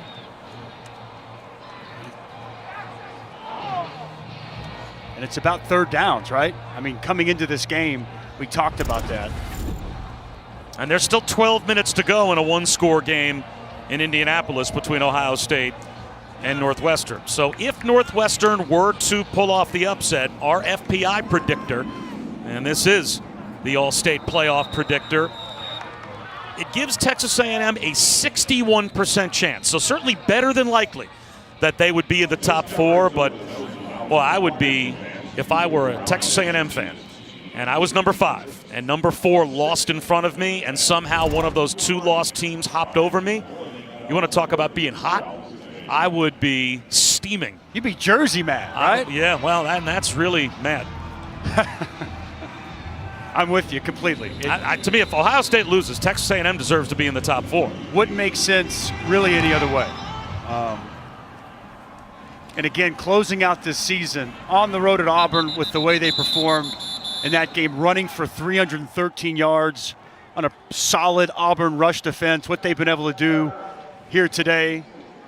I mean, again, they've checked all the boxes you look for. And they've got the ingredients that if I were a member on the committee, I'd be looking for as a team that I would want represented in my top 4 of the college football playoff. And to go back as well to what might happen. So let's say Ohio State holds on and wins their game. Maybe they even tack on a score. Right. And it turns out to be enough of a resume that they make it. So now if you're an A&M fan, your attention shifts to the ACC championship game. Absolutely. Coming up at 4 o'clock on ABC. You've got number 2 taking on number 3. Already this season, number 2 beat number 3. As this ball is short hopped from JT Shroud.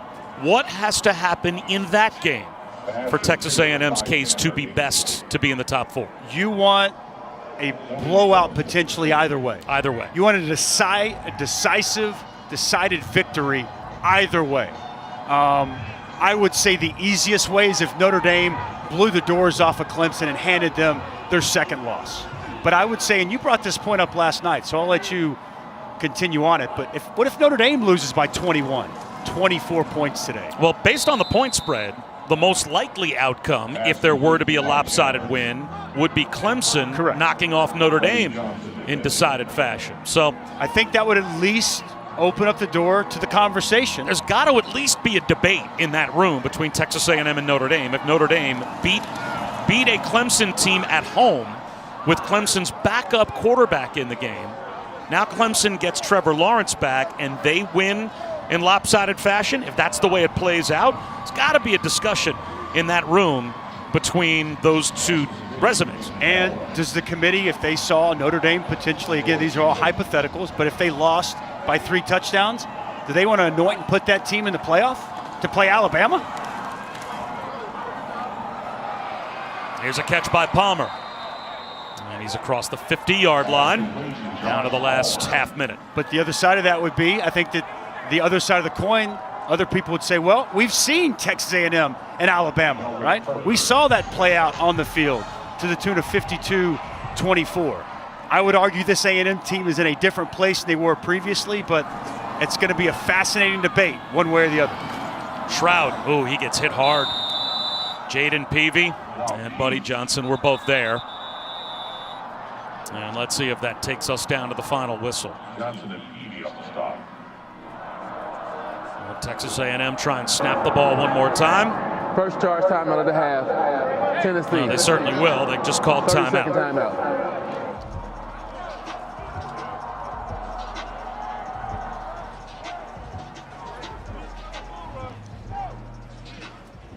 Now, all the conversations we're having, it just reinforces what's kind of fun and also frustrating about college football. Because when you get right down to it, and we saw that argument made when the ratings or rankings came out this past week, what was the committee thinking? Well, this is still a group of people bringing their own subjective views to this. And obviously, the rest of us mostly didn't agree with where Iowa State and Florida were ranked, and maybe the disrespect given to Cincinnati, but it shows you it's a committee, and they're bringing their own, pride and prejudices to these arguments. Absolutely. Everybody has their own lens, right? You see things one way, I see things another, and that holds true within this 13-person committee. Down to the last 13 seconds on the miss. It's for Chandler. It's subjective, which to me, there's 2 ways you can look at it either way. It'll drive you crazy and people can't stand it. That's right. But it also promotes and creates a ton of conversation. And I think, more interest around the sport itself. So tomorrow's going to be fun. The rest of the day is going to be fun. Here comes a rush off the edge, and that is blown dead. Tyree Johnson got a head start. Offside. Defense number 3, unabated to the quarterback. 5-yard penalty. Results in a first down.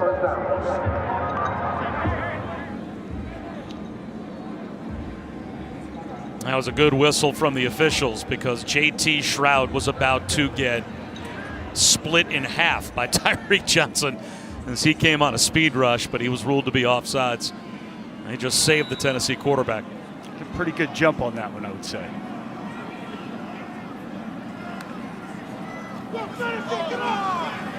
Shroud rolls to the sideline. He'll heave one into the end zone, and it looks like that will be intercepted by Brian George. Little vengeance there for Brian George. Remember, as the game started today, this is the guy who had to start in place of Miles Jones, who wasn't available. And especially in the first half, they went at Brian George, and they're able to get the better of him. And I would say a bit of vindication here late in this ball game with Brian George sealing the game with a concluding interception. So it will be victory formation for Texas A&M. They lost their second game of this season to Alabama. They fought their way through multiple COVID interruptions. They had their game against Ole Miss canceled. They played basically one game in a month if you go from November 7th all the way to December 5th. That game against LSU on November 28th with cancellations and postponements in and around it all the way through this season. And they have found a way to get all the way to the end of the year, and they're going to end this season on a 7-game winning streak as the number 5 team in the college football playoff rankings. Will they still be number 5 when the final rankings come out tomorrow? Who knows? But it's a 34-13 win in the season finale for Texas A&M. We still have a lot of football left to be played, as we've talked about. That's going to probably ultimately determine how true of an opportunity Texas A&M has to get into that top 4. But they did their job here today, Bob. They did what they needed to do. A decisive victory in dominant fashion. And I said from the very beginning of this game, they need to put an exclamation point on this season and show this committee who and what Texas A&M football is. And by my estimation, they've done that here today. Yeah, we started the day saying that they needed to win today and look good doing it. I think Jimbo Fisher's team won today and looked pretty good doing it. So they will end the season at 8-1, having won 7 games in a row. Let's head down to Quinn.